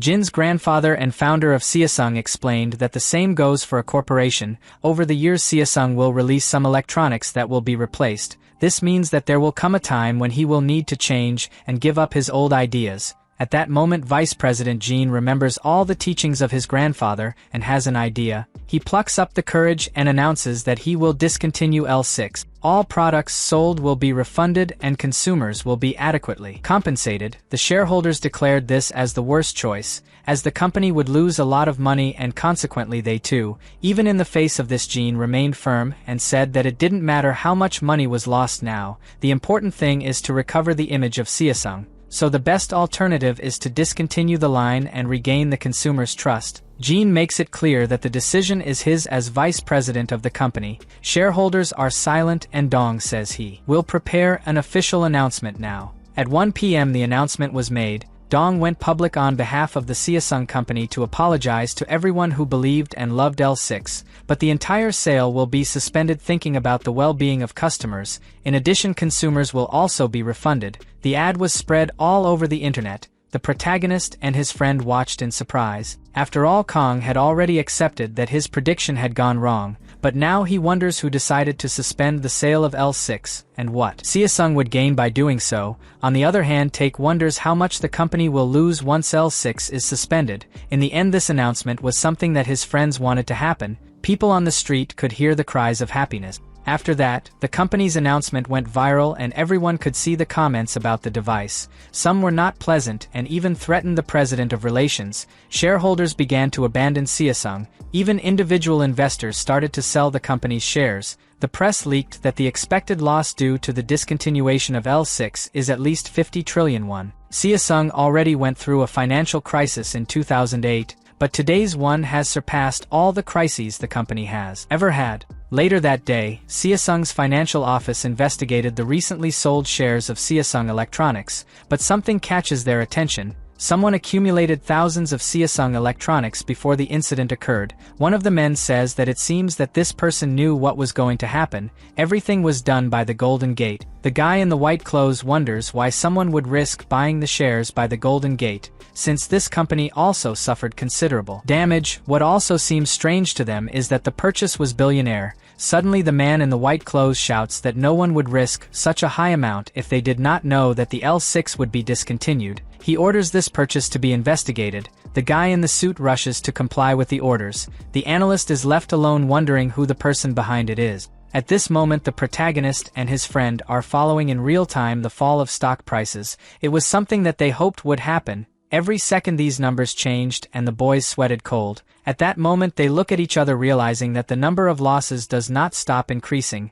This is great since they bet that the company would lose money. The loss percentage reaches such a high value that the boys start to jump in the room with so much happiness. Here is a small summary of what happened. Kong and Take bet billions that Samsung would suffer loss of profit. No one believed that this could happen because the company was very well stabilized. It was then that the friends took the opportunity to link the largest amount of money to Samsung's loss. Now the 13 billion that the friends invested increased to 685 billion, going from billionaires to multi-billionaires. The boys decided to stop and guarantee the money they already had. Then they closed the short sale and the final return on profits was 5,170%. Take couldn't even count all that money. He says he would have made more money if Samsung had discontinued L6 in the first explosion that happened. The protagonist replies that they would have made at least 1 trillion. At this point Take asks how much he owes Kong. The protagonist asks what he is talking about and the friend replies that they agreed to share the profits.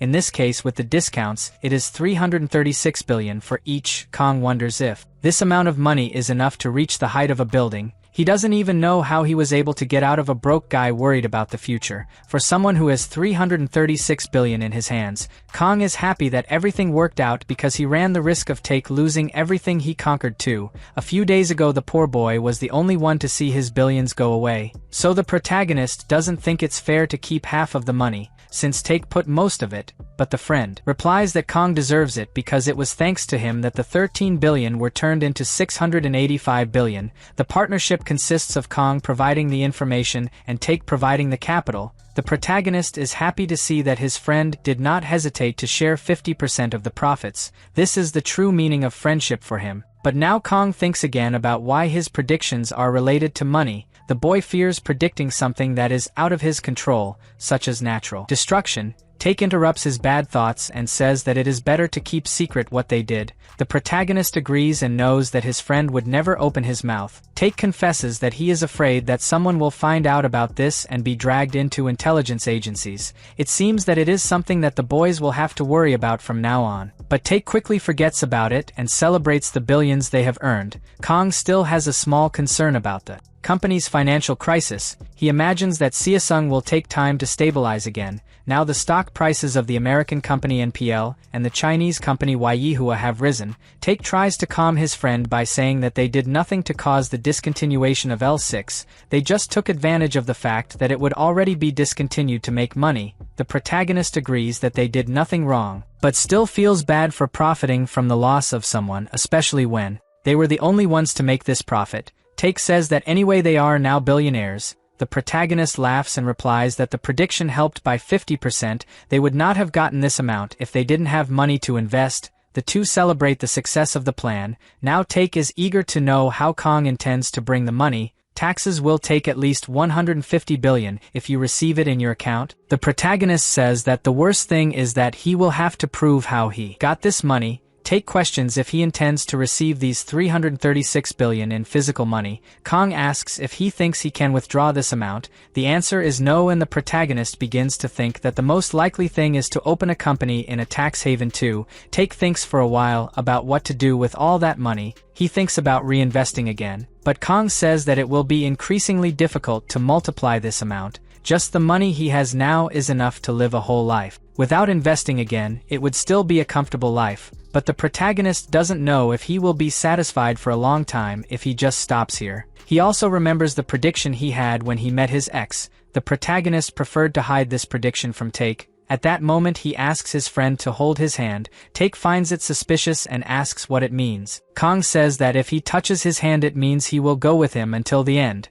but if Take doesn't agree, will have to continue alone. The friend seems a little afraid, but decides to follow the protagonist and touches his hand, demonstrating that he trusts him 100%. After that, the protagonist turned his attention to the money and found a simple solution. To bring it to Korea, now Kong has 50% of the OTK company, a company created by Take in a tax haven. This way the protagonist will not need to pay taxes in Korea. Kong explains how things will work and realizes that Take is not very focused. The friend decides to summarize this conversation and asks if the protagonist still has that contract that he gave. Kong replies that it is in his wallet. Take takes the contract in hand and reads it. In the next moment, he tears the paper in half, causing the protagonist to despair. Take says he thought it well and it is not worth dividing the amounts by 50% for each. Kong does not understand what his friend is doing. Take replies that they could split 8-2. The protagonist assumes by his friend's expression that he is not joking,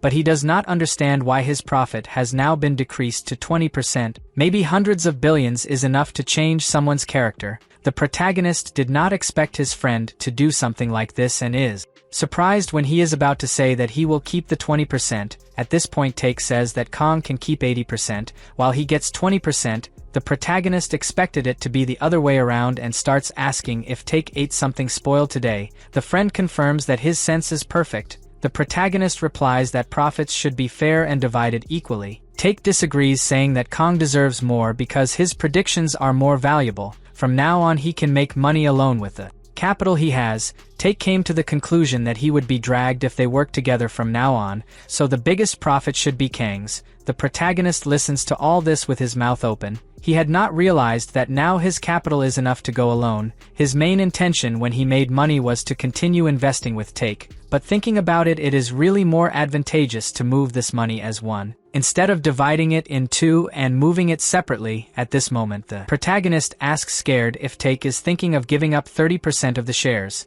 The friend replies yes, because he intends to multiply what is left in the future. In addition, you can also invest the money you have in OTK. The protagonist asks if he is sure and says that in the future his prediction may fail. Take replies that he doesn't care. He is willing to continue investing with his friend. Kong finally accepts the 80% and asks if he will now be in control of the company. Take says that it should not be a problem for him who did administration. The protagonist scratches his head with embarrassment and says that he only studied 1 year. Take touches his shoulder and replies that it doesn't matter because from now on he will be the CEO of the OTK company. Kong feels pressured to manage his friend's company, but he knows that Take trusts him a lot from the first predictions. In addition to being the first to see the situation more objectively, thinking about it, the protagonist agrees to take control of OTK. A few days pass and the boys realize that Christmas is coming. Take asks what he did last Christmas. Kong replies that he was probably shoveling snow, then asks what his friend did.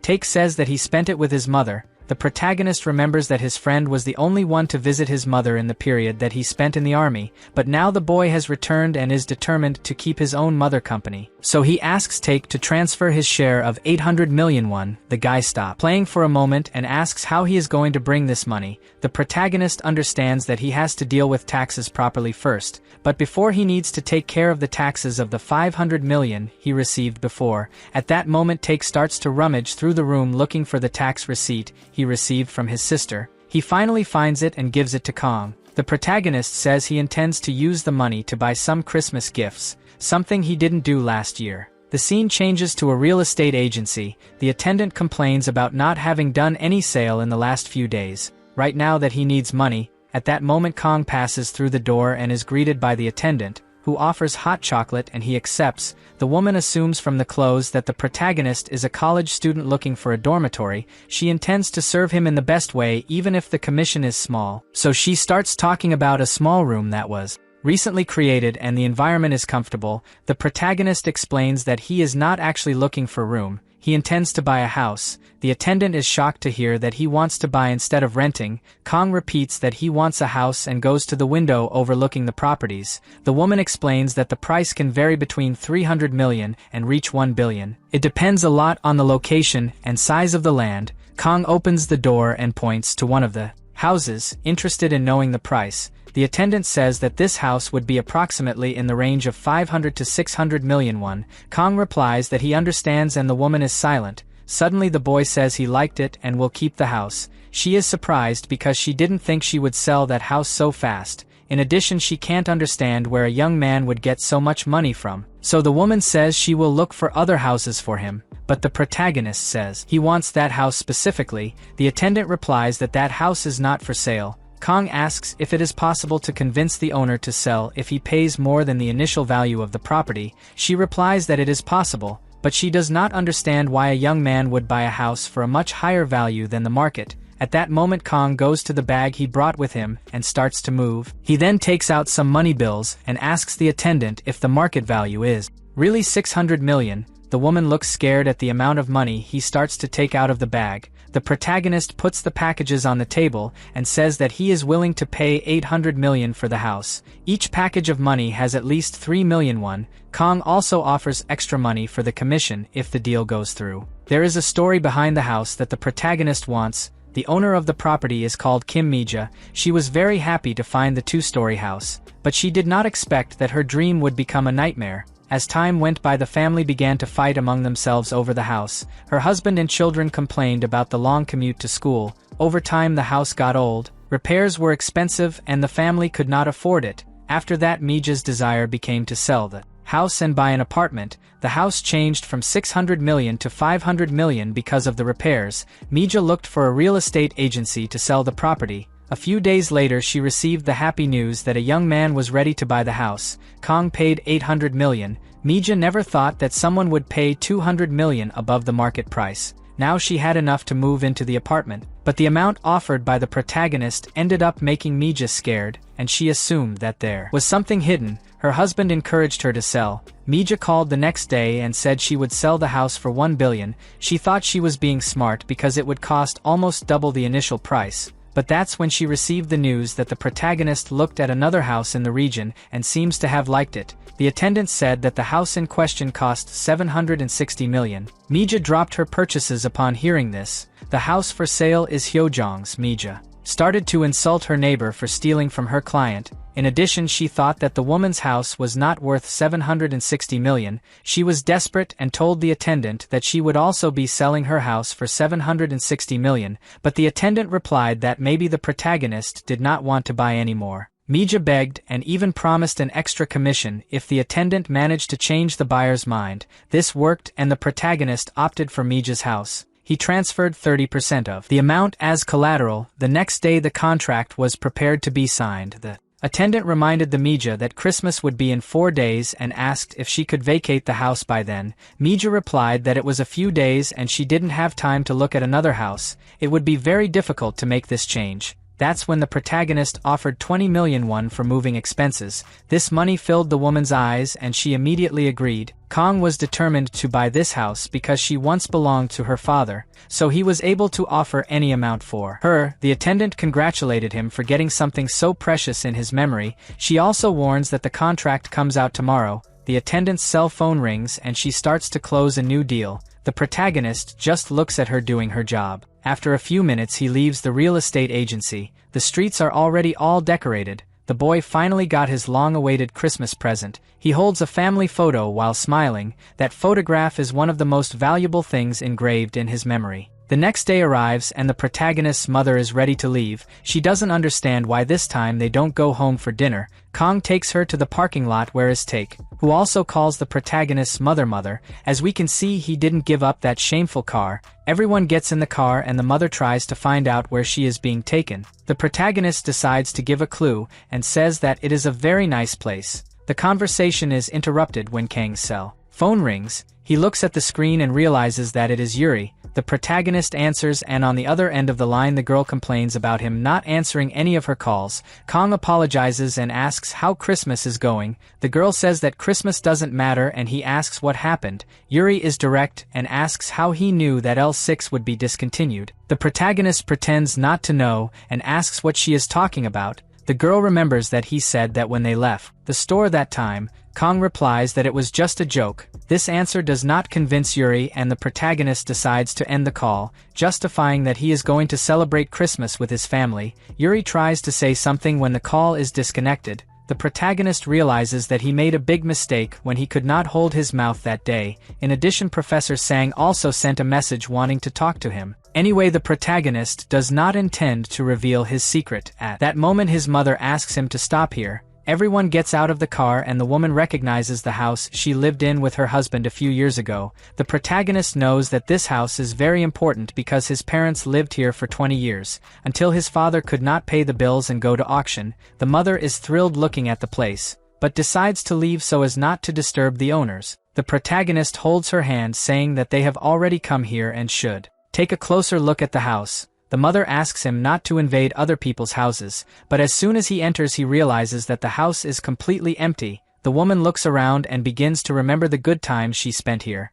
The feeling she had was still the same as when she was young. The place conveyed peace and the best memories she could have, that time when her family was still complete. The mother thinks she has seen enough and asks her son to leave. Kong realizes that the woman feels like she is breaking into someone else's house and asks why she thinks that. The protagonist says that this house has always been theirs, they just rented it to someone else for a while. The woman doesn't understand anything that he is talking about. Kong takes the contract and says that this house is theirs again. The mother starts crying, asking how this happened. The protagonist explains that he and Take got some money to buy the house. Suddenly the woman falls to the ground and leaves the boys worried. She remembers all the bad times she went through since her husband passed away, but now she is happy that his son has become a good man like his father. Kong tries to calm his mother, who cries a lot. Take can't hold back his tears and cries even louder. Kong asks impatiently what happened to him. Now the protagonist is alone trying to calm them both. After a while, the protagonist told his mother about how he made money,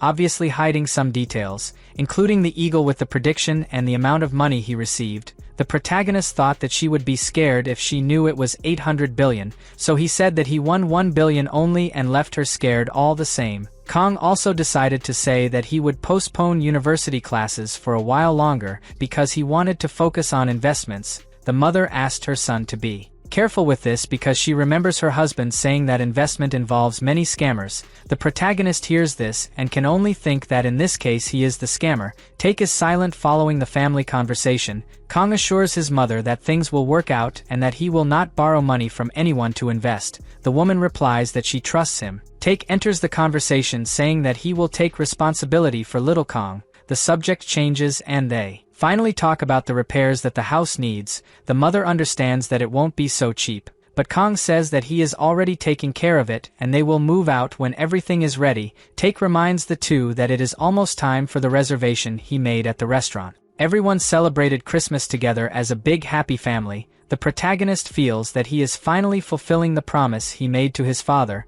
Now he can give a comfortable and worry-free life to his mother. After Christmas, things went back to normal. The mother worried about staying away from Kong for some time, but he promised that he would take care of himself. After that, the two said goodbye and the protagonist went on his way with his friend Take. They bought a 4 billion house that would serve as a base of operations for their investments. To be more precise, it was Take who paid. The protagonist hoped to move to a base, and when he arrived he realized that it was a luxury house. Take was responsible for dividing the rooms. He chose the first floor and the protagonist the second. Take felt that something else was missing and suggested that they go shopping after unpacking. The protagonist is against it because he thinks this house already has enough stuff. Take holds a card while saying that it's not about buying something specific. Kong looks at it without any interest. A few minutes later, the two arrived at the mall. The salesman asked if they needed any specific product.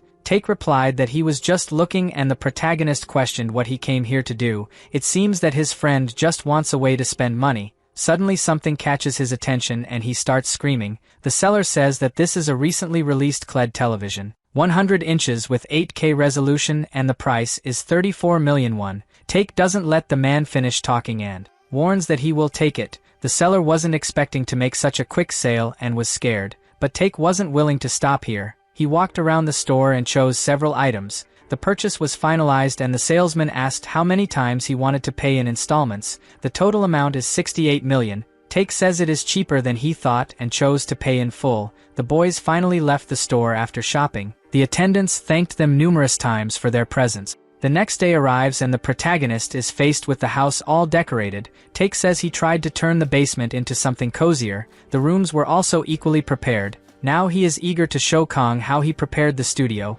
Kong is sure there will be feminine things, but he was wrong and the studio looked very ordinary. Take says that now only one thing is missing. Kong receives the corporate registration document. Now he is officially the CEO of OTK. Take asks if the guy liked the logo he created for the company. The protagonist complains that Take plagiarized the design of another company. The friend says he intends to change when they become famous. Kong thinks about the upheaval his life has had. He never imagined being the CEO of a billionaire company. Sometime later the friends talk about the next step. They are convinced that the best thing is to trust the prediction of the eagle, which was named Yeji. Kong makes it clear that if he could control Yeji, he could find out which stocks will go up and down, but the truth is that the eagle appears when he wants with the predictions. In addition, the information shown is extremely limited. The protagonist gives an example saying that Yeji can predict that the value of land in a specific area will increase tenfold, but there is no way for them to know if this will happen immediately or in 10 years.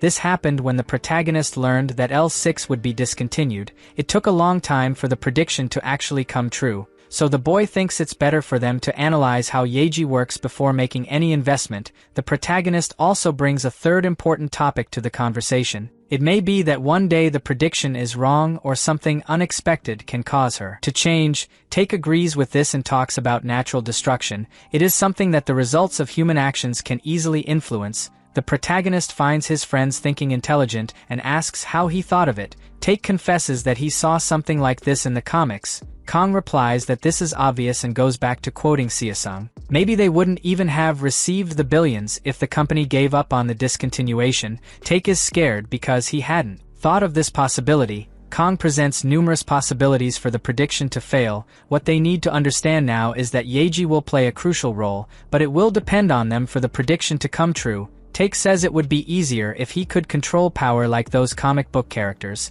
Anyway, the important thing is to study the possibilities now. The friend asks if the protagonist still has his powers. Kong replies that he can't see but still feels a different sensation run through his body. Take is happy and says that he must take care of Yeji. Time passes and the protagonist is focused on his research. It seems that the press continues to report the financial crisis in Seasung. It will take a while for the company to stabilize. Kong reads the news until something catches his attention and he shouts for Take to take a look. Someone posted a message on the internet saying that he was looking for who bought the L6 put options. At the moment, a foreign company is focusing on finding out who was responsible for buying put options just before Seasung announces the discontinuation. The profit made from the put options is estimated in billions. Kong and Take look in disbelief at the headlines about them. The boys go down to the basement and decide to hold an emergency meeting. Kong starts by saying that they should have at least distributed the orders on several accounts, so they wouldn't raise suspicions.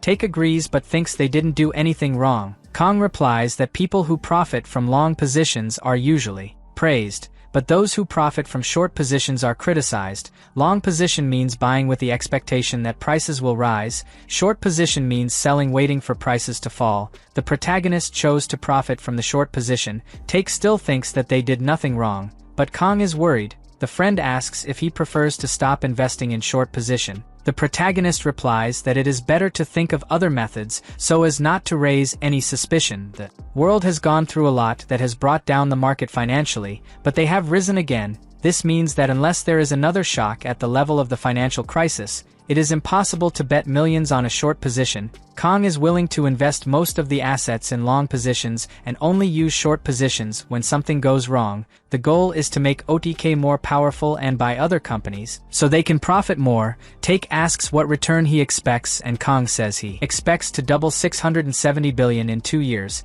It seems that his friend thought it was little, but the protagonist reminds him that this is 1 trillion. The profit will be higher if OTK has an investment company, an affiliate and a subsidiary. Take gets excited about this option. The protagonist says that first they will start analyzing Kospi stocks. They will do this until Yeji comes up with a new prediction. Take agrees and the two shake hands. The protagonist spent days analyzing the Kospi company, but in the end he found nothing. Suddenly Take arrived with a pile of paper about the Kostak company. He preferred to print it for the protagonist to see better. Kong didn't believe the guy spent so much time on it. The next day Take wakes up and is surprised to find Kong still awake. The protagonist says he found something he wants to share. All this time they have been investigating the wrong tree. Take questions if the guy received a prediction and the protagonist replies that he didn't even need to. The friend then deduces that the plan to buy the company was wrong. Kong says that in fact the method and the way they are gaining shares is problematic. The plan would work with large companies that are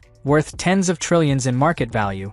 But for companies with a market capitalization of less than 1 billion it is a problem. This is because OTK's participation is already billionaire, and when it comes into play it makes the stock price skyrocket or fall. There is no way for them to guess if it will work. Take thinks it is better to invest in foreign markets such as Vietnam, India and China. He knows some big companies such as the company Enpol and Gubble. The protagonist explains that to do this OTK needs connections first. Take suggests hiring a finance expert who knows the foreign market well. Kong likes the idea because hiring an expert makes it easier. He recalls that CEOs, more successful ones, have always had the best teams behind them. Maybe the best thing now is to establish only one investment company as a subsidiary of OTK and gather the talents that they need. The protagonist has a good talent option that he wants to recruit first. Suddenly the conversation is interrupted by a call on the phone of Take, and it seems that the guy didn't like to know who's calling. The protagonist is almost sure who the person is just by his friend's expression,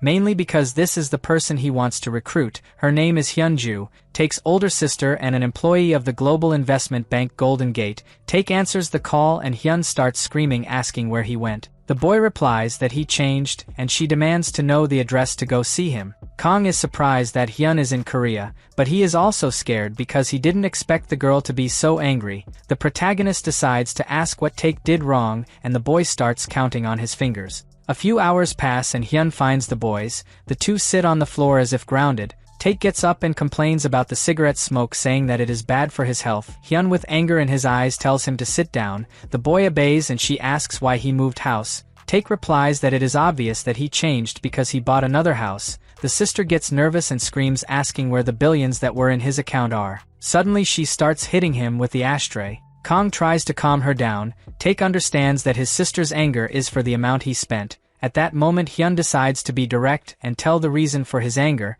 It turns out that after L6 was discontinued, a rumor about someone having bought a large number of electronic products from Samsung before the incident began to circulate. Oddly enough, this person has an account at Golden Gate, where she works. The name of the company responsible for receiving billions seemed familiar to Hyun. That day her superior ordered her investigate a transfer of 10 billion from a foreign account to a domestic account. Hyun obeyed and checked the account's transfer history. That's when he discovered the amount of 672 billion. The girl was so shocked that she ended up screaming. Take's name. The protagonist is shocked to learn that their story arrived at the Golden Gate. At this point Hyun asks his brother if he really accumulated Samsung Electronics put options. The boy confirms and she looks at him angrily. Take asks if this is a problem. Hyun yells asking if the boy did not understand that the Financial Supervision Service requested documents about him from the Golden Gate. The protagonist asks what kind of documents. The woman replies that they want the OTK transaction records and details about the owner of the company. The positive part is that Golden Gate doesn't even know who owns the company. They only know the country where the company was established. Plus the customer information can't be handed over so easily. Kong asks what reasons the Financial Supervision Service used to request the data. Hyun replies that they suspect insider trading. This news catches the boys off guard. Hyun gets angry that his brother caused such a mess. It could be that OTK is investigated. Kong is afraid that this really is a serious crime. In the worst case scenario the profits will be considered unfair gains. The boys already imagine the 672 billion won going away. Take believes that for this to happen he needs clear evidence to prove the use of insider information. The sister interrupts the conversation and asks how Take did it. The protagonist replies that it was he who was responsible for passing on the information. Hyun asks how Kong got the information and he is silent. Suddenly the girl throws the ashtray on the table, almost hitting the protagonist and asking if he doesn't understand the gravity of the situation. She says that if the boys can't explain where the information came from, it will be considered a financial crime. Kong understands that Hyun's anger is because she worries about the possibility of Take being arrested. That's why he decides to explain. The protagonist was not a fool to tell the truth and made up an excuse. He basically said that he came to the conclusion that L6 would be discontinued due to some explosions of the device. Hyun asks if that's when he passed the information to Taek. The protagonist confirms that yes. She asks if her brother bet all the money even with the possibility of losing everything. Taek replies that yes. Hyun feels that they are hiding something, but at least now he has something to prove that he did not receive privileged information. The boys remain silent listening to what she has to say. Hyun talks about Sweetgate, a company responsible for betting on the fall of shares and manipulating the prices of several companies to profit. The experts who manipulated the stock only earned 50 billion won.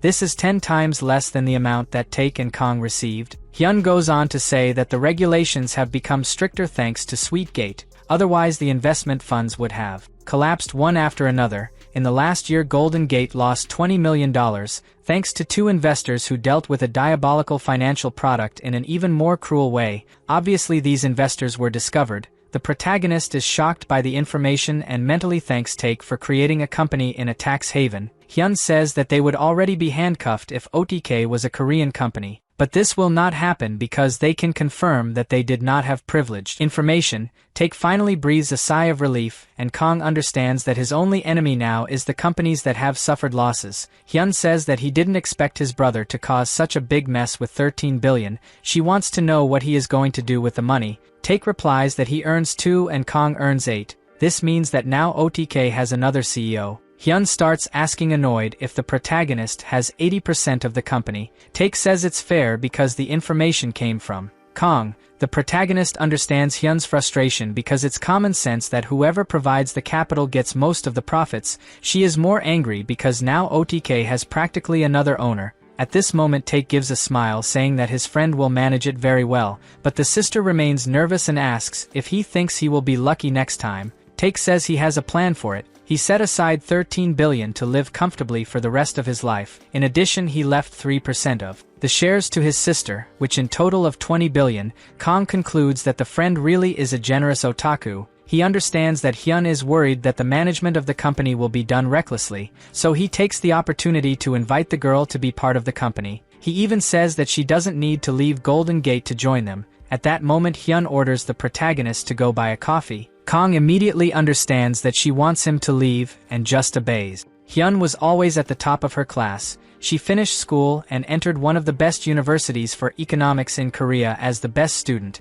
After that she got a job at the Golden Gate. Hyun was recognized for her skills and promoted to team leader. On the other hand, Taek spent half her life acting lazily. The protagonist believes that she would feel insulted if she accepted a job offer from someone like her brother, but he was mistaken. The protagonist returns home and is greeted with good news by Taek. He says that his sister agreed to join them. At that moment Hyun asks his brother to go buy cigarettes. Taek tries to argue saying that she should have asked the protagonist when he went to buy coffee. A look from his sister is enough for the boy to run away. Kong thanks the woman for agreeing to work with them. She replies that she would not refuse 20 billion, but not only that, Hyun says that for the first time she can see her brother happy with something other than anime. Now he is more motivated, but even so she feels the need to say that the investment was reckless. The protagonist prepares to hear the screams again. However, the girl says that it is surprising the results that they had, so she asks why Kong thought of investing. The protagonist replies that he did not have any specific goal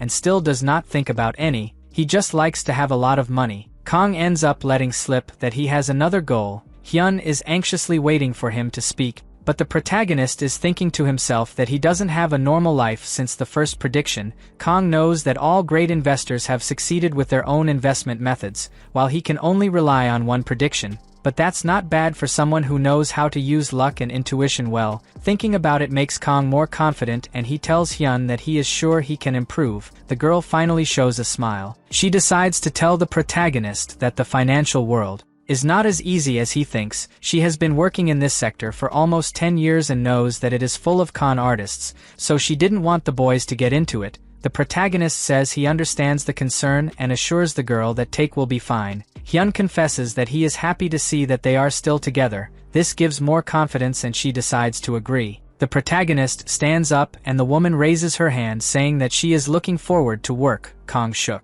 her hand wishing for a good partnership. That's how another person joined OTK. The days go by and now the protagonist has someone to talk to about business. He asks by phone what Hyun thinks about opening an investment company separate from OTK. The woman replies that it is a good idea and asks what kind of company he intends to open. Someone contacts Hyun and she leaves it to talk to the protagonist later. He then decides to ask Take if the boy intends to change the name of the company. The friend asks if OTK is not good. The protagonist does not like it because it seems an abbreviation of otaku. Take explains again that OTK is the abbreviation of his name. In addition, there are many companies with the names of their founders. The protagonist thought about changing the name, but gave up when he remembered the last prediction he had with the name of OTK. Kong also comments that he could give Hyun the 3% of his share. Take is against it because the girl is his sister and it should come from him. The protagonist says that the next step will be to find a competent and reliable person in charge of the investment company. Take asks if he has someone trustworthy and the protagonist replies no, but she has already told Hyun about the plan and she is working on it. At this moment the girl sends an internal report from the Golden Gate. Take asks if it is allowed to steal internal materials. The protagonist points to himself and says that they cannot deny something like this to the main customer. Only the best customers can request and receive various information. Take realizes that all the information is in English. Kong says that the important thing is the numbers and the graphs. The content is basically about the Fourth Industrial Revolution. Take asks what this means. The protagonist replies that it is about the development of robotic technology and artificial intelligence. Take still does not understand. At that moment Kang's phone starts ringing and he sees that it is Sang. The protagonist says that he was busy these days and couldn't get in touch. The teacher invites him to dinner and catch up. The scene changes to the restaurant. Kong says that the teacher looks good in a suit and asks if he has other plans for tonight. Sang replies yes and says that today dinner will be on him.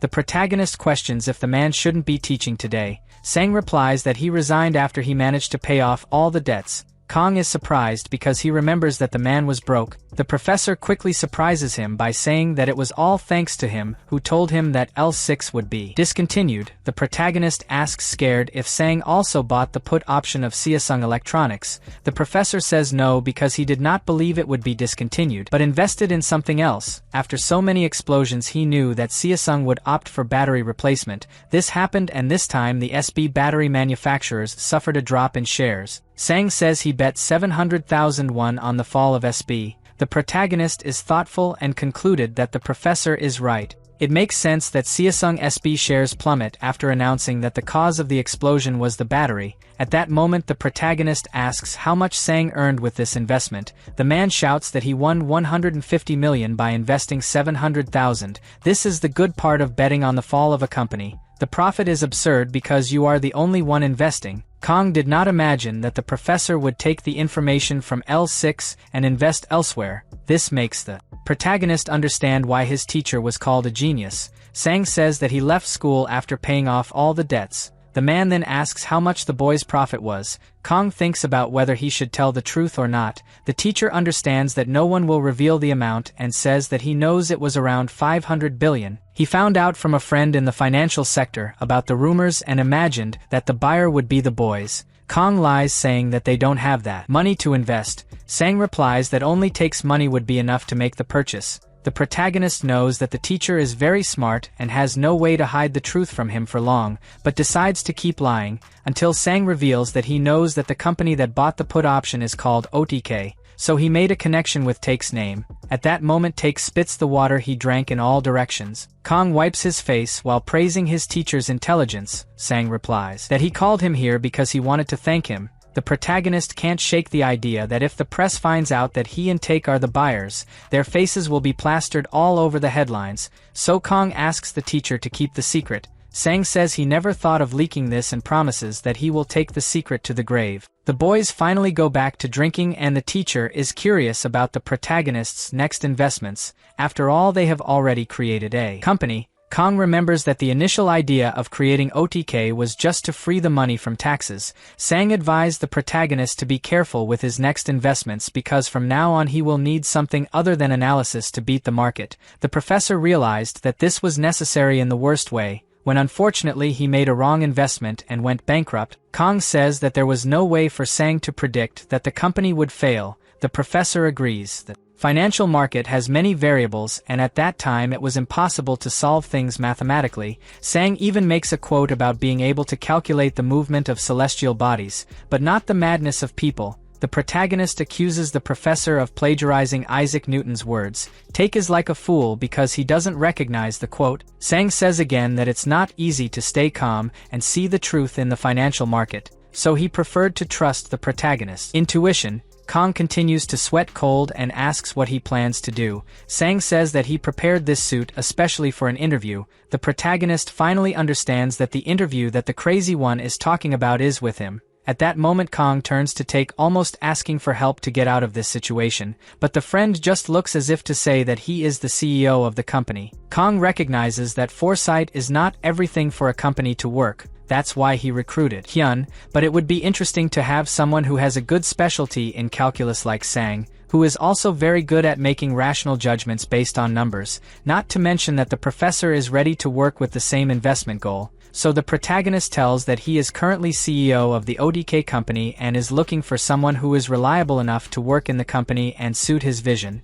At that moment an awkward silence hangs over the three. The protagonist stands still, with a bottle of drink raised while the teacher says nothing and Take starts to tremble. Suddenly Sang screams enthusiastically. He kneels while raising the glass towards the bottle, then says he doesn't care about the boss's age, since they have the same goal. The professor is also responsible for doing a thorough investigation and testing the best possibilities to make money. The protagonist smiles, pleased to have someone as smart as Sang on his team. He quickly greets the new member of OTK. After that the friends go back to drinking. Sang confesses that he was afraid of not being accepted. Now he doesn't know if he should call Kong CEO or president. The protagonist replies that he can call him by the same name as before. He intends to think of an official title only when he has other employees. Sang asks if there is anyone else on the team and Take replies yes. His older sister Hyun, who works at the Golden Gate. The teacher assumes that it is thanks to her that the boys were confident in making such a high investment.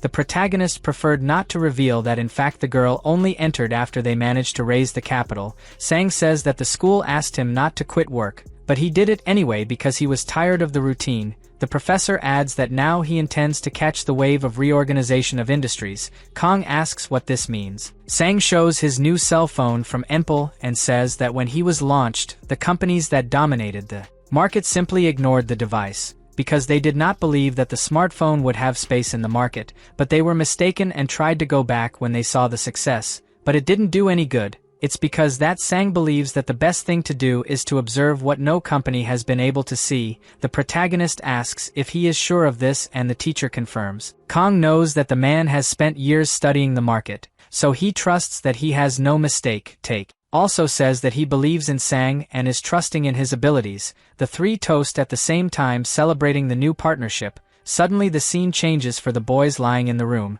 It seems that they drank more than they should. The next day the protagonist wakes up not knowing how he got home or what time it is. His phone rings with a call from his mother. Kong says that everything is fine with him and Take. The woman says that she will prepare some dishes and take them tomorrow. The protagonist thanks him and hangs up. A few minutes later Kong sits on the couch thinking about the next investments. Take goes downstairs complaining of a headache. Suddenly Kang's cell phone rings and the friend says that it is a certain Shin Yuri. By the name it looks Japanese. The protagonist confirms that it is a Japanese and asks if the guy doesn't want to sleep a little more. Take finds the kind way he is being treated suspicious and decides to find out for himself who the girl who is calling is. The guy ends up answering the call and Kong is annoyed because now he is forced to speak. On the other end of the line a female voice asks why he didn't answer before. The protagonist replied that it was because he was sleeping and she commented that she called numerous times in the previous days. Kong didn't know what else to invent and just apologized.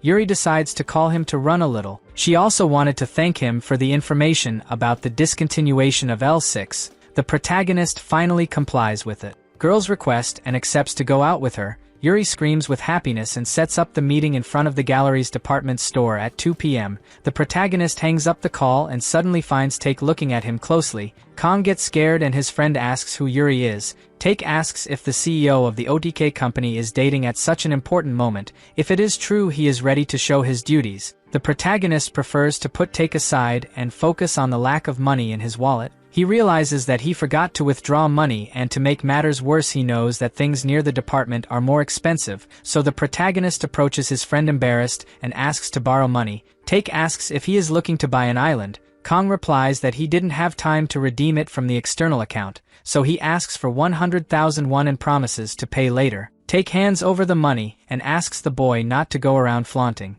The protagonist arrives at the appointed time in front of the gallery department. Yuri comes running towards him with a smile on his face. She asks if she made him wait too long. Kong replies that he has just arrived and asks if Yuri wants to eat. The scene changes to a small restaurant. The girl comments that she didn't expect the protagonist to arrive so quickly, and he replies that he moved to this neighborhood a short time ago. Yuri pats Kong and says that now they will be neighbors. The protagonist also seems happy with the news and realizes that the girl is very nice. Kong compares Yuri to his ex-girlfriend Siona, who was always in a bad mood. At that moment the protagonist stares at Yuri while wondering if she will always be cool like this. At that moment the girl notices his look and asks if everything is okay. The truth is that the protagonist was admiring her beauty while eating. After lunch the two decided to pay the bill. Kong insisted on paying and the girl refused, saying that he could pay the next time they left. After that the two left the restaurant and Yuri commented that he didn't want to have lunch alone, so he was happy for the company. The protagonist asked if she was going to have lunch alone today and she replied that she does it every day because she lives alone. Yuri points to a building and says that he lives there. Kong is surprised to learn that she lives alone in a huge apartment near the Han River. The girl invites him to check out the place up close, promising that he will like it quite a bit of the place. After a short walk the two arrived at the apartment complex. Kong comments that the place is very beautiful and says that it is funny because he has never heard her talk about the sights near his house. Yuri confesses that he does not go out much. Kong asks how long she has lived here and the girl says that she lived when she was little, then he left and returned 6 months ago. The protagonist knows that to live in a place like this you need to have a lot of money and assumes from the girl's appearance that she owns the apartment. He then asks out of curiosity where her parents are. Yuri replies that they stayed abroad working. Kong says that house prices here must be quite high and she replies that smaller houses cost about 2.3 billion won. The protagonist knows that the price is even higher if it's an apartment overlooking the Han River. The two keep commenting on the price of houses here, until Yuri interrupts the protagonist and says she wants to ask something. She starts stuttering when saying this since the time they bought the cell phone together. There's something that's been in his head and heart lately. The protagonist hears this with a funny face. It turns out that the boy remembered Take asking if he had a girlfriend. At that moment Yuri questioned how he knew L6 would be discontinued. Kong was prepared for a statement, but was relieved to realize that it wasn't. The protagonist feels that he is being chased by this question and tried to avoid it on the call, but now there will be no way. Kong lies, saying that after the launch he saw some comments from users calling the smartphone a bomb. Yuri laughs embarrassed and confesses that he thought something else. The protagonist also forces a smile, but is startled when he realizes that she was almost finding out about his prediction. The girl just shows sadness because she wanted to know in advance that that cell phone was no good. Even her mother commented that she should have sold it before. The protagonist continues to sweat cold and hope that this matter ends. At this point Yuri asks Kong if he thinks it's better to sell the smartphone. The protagonist remembers the Golden Gate internal report and says that maybe it's better to keep it.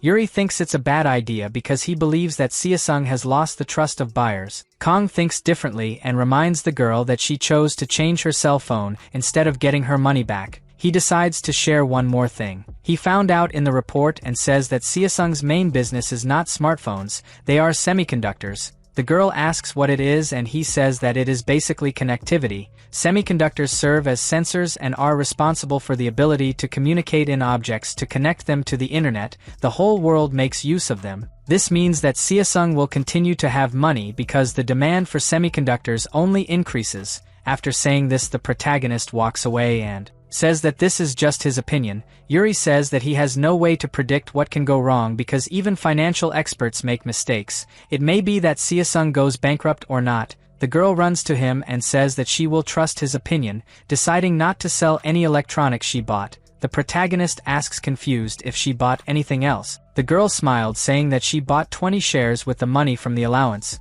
Kong is surprised realizing that the girl's family really is billionaires. They give an allowance of 20 million as if it were nothing. Suddenly a voice calls for Yuri and she says that it is the grandmother. The lady asks if the protagonist is her boyfriend and he replies that it is a friend from the university. The old woman tries to convince Yuri to marry by saying that she is already getting old. The girl immediately disagrees. Meanwhile, the protagonist cannot forget the fact that Yuri buys shares of 20 million as if it were nothing. The old woman convinces her granddaughter to take a little money to have fun, then she leaves. The protagonist asks the lady to be careful. Yuri comments that this lady is not actually her grandmother, she was a very dear neighbor who always helped her as a child. The girl also remembers that the lady used to have a store in the department store gallery, but today she lives on the rent of 3 apartments. Kong realizes that at least this old woman must be rich. Yuri says that the rich will always sit on a pile of money, even when they are old. The protagonist looks at the girl thinking that she will be that kind of person in the future. Yuri goes on to say that when the lady came to live here, the price per house at that time was 18 million won.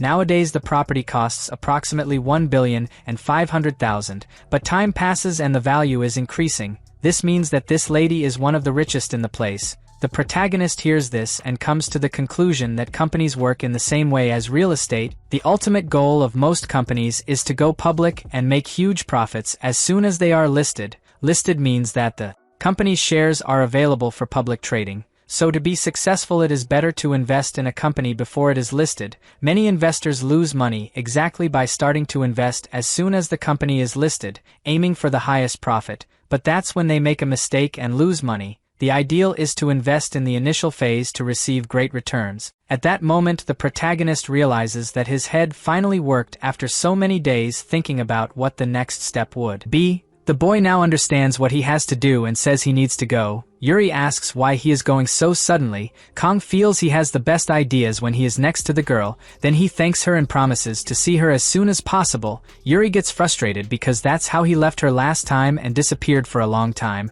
but Kong didn't care and ran away. He also left a text message to Hyun where he wrote a list for her to take to the next meeting. The protagonist came home after running so much and came in screaming for Take. The poor boy had his game interrupted. Take asks if he had another vision and Kong says no, then starts to explain the idea he had after concluding that the apartment renovation and the company's IPO process are similar. IPO means initial public offering. The protagonist's theory is that the best phase to invest in a company and an apartment is in the initial phase, because over time it will appreciate and cost more. Take asks if this was the conclusion that he reached after going out with the girl. Kong asks him to pay attention and gives the example of what happened during the Industrial Revolution. Cars replaced carriages just as new industries replaced existing ones. The protagonist also mentions several well-known companies that replaced others that were famous. In the past, things took time to be replaced. Nowadays a lot has changed, but there are things that have survived from the last century to today and are still very famous. This made the protagonist certain that the first step now is to choose a company that has a chance of survival. Take is about to refuse the idea because promissory companies can also fail overnight, but he finally understands what the protagonist means when he remembers the similarity that his friend made with the apartments. Take asks if they will increase the investment time and receives an affirmative answer. The boy starts screaming that he is ready for a successful startup. Kong says that this is exactly what they will do. Take recognizes that finding a promising startup is a challenging task for ordinary people, but not for someone who has powers. The protagonist shouts that his friend is right. Foresight can help them find successful startup. The next day arrives and the protagonist receives a visit from his mother. She appeared with several plates of food and wished the boys a happy new year. The woman continued to put food on the Take plate and the protagonist complained that his friend was eating too much, that lunch was enough to catch up on the whole conversation. At dusk the protagonist's mother prepared to leave. Kong convinced her to take a taxi instead of a bus.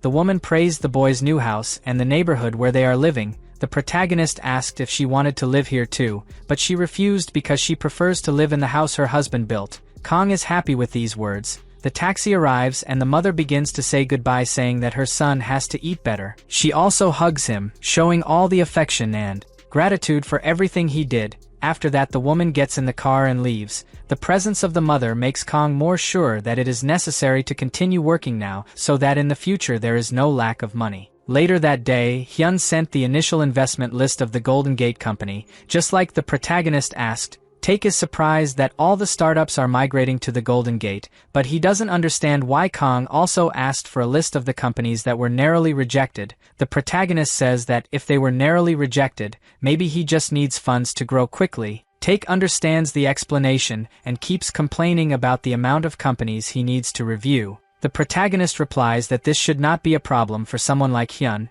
The job from now on will be to monitor the stock markets, as well as check global economic policies and trends daily. Kong believes that it is something very easy for someone who works at Golden Gate and is a team leader. He doesn't even know how a person as talented as Hyun can have a brother like Take. The friend feels attacked by this line, while Kong is a little bothered by the pile of papers on his desk that need to be reviewed. He even asks if Take pushed the shares to him just because he didn't want to work. The guy denies it and remains focused on the game. At the end of the night, Take falls asleep. Kong is still reviewing the material he received when he suddenly has that familiar feeling. The next moment the protagonist gets up and punches the pile of paper with all his might, causing all the leaves to fly. Take wakes up scared and scolds him for the mess, saying that he is not allowed to do these things just because he has superpowers. Kong has a smile on his face and replies that for some reason his senses have improved. Then he asks his friend to spread all the leaves on the ground in a way that he can see from afar. Take obeys and the protagonist raises his hand towards the leaves. The boy has the same feeling as before and seems to have understood what it means. He hands Take some sheets and says that he can throw it away. The friend asks if this is an elimination process, and Kong says that it is the first round of the test. In the second round it will take concentration to read and have an idea. Take wants to cry just thinking about the work that this will take, but his expression changes when the protagonist says that he will be responsible for it. The next day arrives and Kong is working at full speed. He uses the same method as before and leaves the papers scattered on the table. Then they are scattered on the floor and the work continues. Several days pass and the protagonist reproduces the same methods, without stopping to rest. While working, Take is undecided about which is the cutest character for today's game. 10 days pass. Kong managed to reduce that amount of leaves to a small block. Take encouraged him to rest and he said he couldn't stop now. His senses have sharpened in the last few days, and that's why he has come so far. Take replies that it's like leveling up. At this point the protagonist tries to refocus on his instincts while his friend continues talking, but Take's voice is lost as Kong concentrates. The protagonist is forced to close his eyes, and when he opens it he finds himself in a totally different place with water covering his foot. Kang's attention is soon directed to something shiny. It's a unicorn that shines as brightly as the eagle. Suddenly that fanciful being runs at full speed towards it and the protagonist protects himself with his hands instinctively. The unicorn disappears, leaving a few words in the air. Kong seems confused about that prediction, but then the unicorn returns and starts running in the opposite direction. This time the prediction is more complete. The protagonist thanks the horned horse for appearing. Kong leaves that place and starts to wake up. He goes downstairs and asks his friend how long he slept. Take replies that 20 hours. The protagonist is shocked and deduces that he fell asleep while reviewing the documents. He also remembers seeing a unicorn in the dream. Suddenly Kong screams that he forgot the ideas he had during that moment. The friend reassures him by saying that he kept all the papers with the ideas. The protagonist breathes a sigh of relief and says that it's time for work. Take reviews what he has so far and he remembers that his investment targets are unlisted companies, so he suggests forming a specialized negotiation team to invest. Kong is against the idea because opening an investment company and recruiting talent will take a few months. Take asks what they should do then. The protagonist remembers seeing the name of 2 companies in his vision. The goal now is not to lose either of the 2, and for that it is better to reach them in 2 ways. A little later the scene changes to a hotel. Professor Sang is dressed accordingly and wonders where the boys are. The man was nervous because he arrived before the meeting time. He arrives at the door and is in doubt whether to enter or not. Inside the room it is possible to hear some voices. The protagonist is reunited with Hyun and Take. He says that he thought about reaching companies posing as someone from the Golden Gate. Hyun asks if the protagonist has ever seen the value of the commission fee to contact any startup.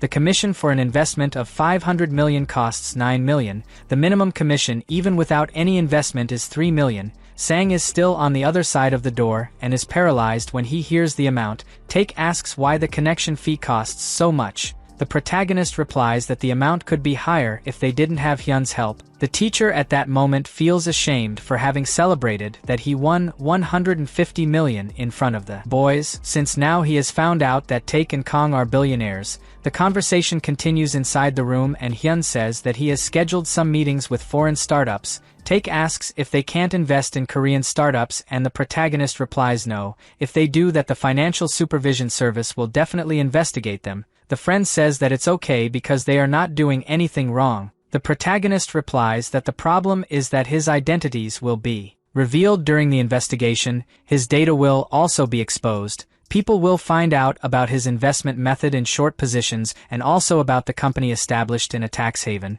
so the protagonist feels more comfortable hiring foreign startups, mainly because he wants his mother out of any exposure. Taek seems to agree initially, but questions if they will give up on Korean startups. Kong replies that this is exactly why he has a second alternative, where OTK will not be responsible for contacting other companies. At that point Kong asks the professor to come in. Sang apologizes for standing at the door and Hyun gets up to greet him. The protagonist introduces Sang and the man seems to be quite embarrassed in front of the girl. Then Kong also introduces Hyun. Sang didn't know that there was such an experienced person with so many skills in the group. The protagonist asks the teacher to relax because they are all friends. Sang asks how the boy found out that he was out there. The protagonist replies that he knows that the teacher always arrives early, but also assumed that he would only come in when the clock beeped the time of the meeting. Kong gives a quick summary explaining that they plan to open an investment company as a subsidiary of OTK Company. OTK Company will be 100% shareholder. Kong also says that the capital of the subsidiary company will be 70 billion and he wants the teacher to be responsible for her.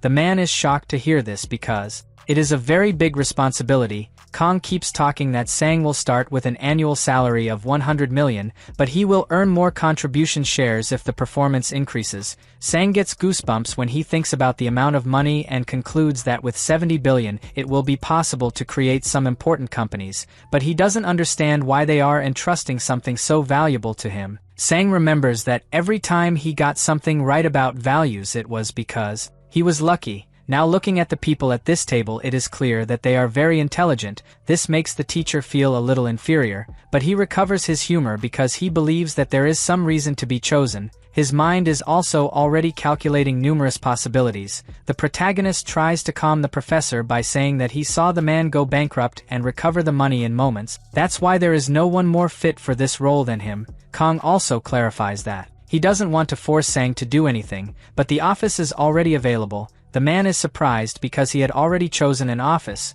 Kong looks at the photo of the office in question and says that the teacher always has the best choice, so he knows that he is the best for the position. Taek is happy with the choice and says that they can now choose the name of the company. Hyun and Kong are against letting Taek choose the name of one more company. Sang observes the group with a smile on his face. He stands up and tells everyone that he has a name suggestion for the subsidiary company. The plan now is for OTK to invest internally, maintaining a special relationship with Golden Gate, but hiding the relationship with the subsidiary company. Thinking about it would be cool to give the name of Guardian to the subsidiary company. They can also abbreviate it just to K. Taek likes the suggestion and says that he thinks it's beautiful the name of a company to have only one acronym. Kong also liked it and finally declared Sang as CEO of the national investment firm called K. A few days after Hyun establishes the branch of K Company in Korea, Kong advanced the work and handed the USB with the list of investments in Korean startups to Professor Sang.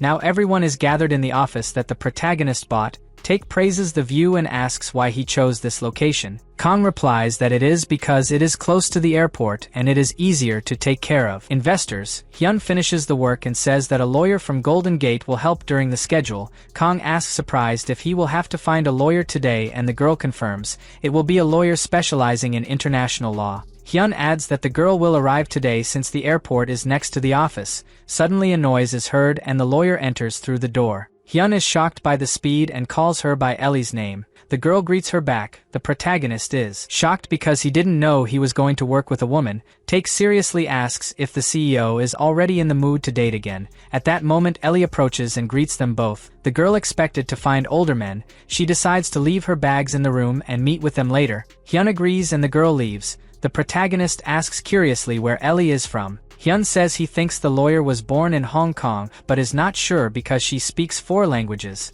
Cantonese, Mandarin, English and Korean. Kong is shocked because apparently the girl is his age and is already a successful lawyer who speaks 4 in the languages. Hyun interrupts his thoughts and says that he has already explained the story to Ellie. The Golden Gate does not know who owns the OTK. This means that Ellie believes that they are just OTK employees. So Hyun advises telling the truth to the girl because the lawyers have a confidentiality agreement. He thinks Ellie won't say anything to anyone. The protagonist says he will trust the lawyer, but before he decides to pretend to be an ordinary employee, Hyun agrees and asks if he is ready to invest. After some time the meeting finally starts. It is explained that there are 2 main types of corporate investment: shareholders and lending money to the lender. Shareholders have a stronger voice in management due to participation in the capital. Take feels sleepy listening to the explanation. The protagonist asks if he is not nervous and the boy questions why he would be. Kong starts sweating and blames his suit for this. He also notices that Ellie and Hyun seem very comfortable with it,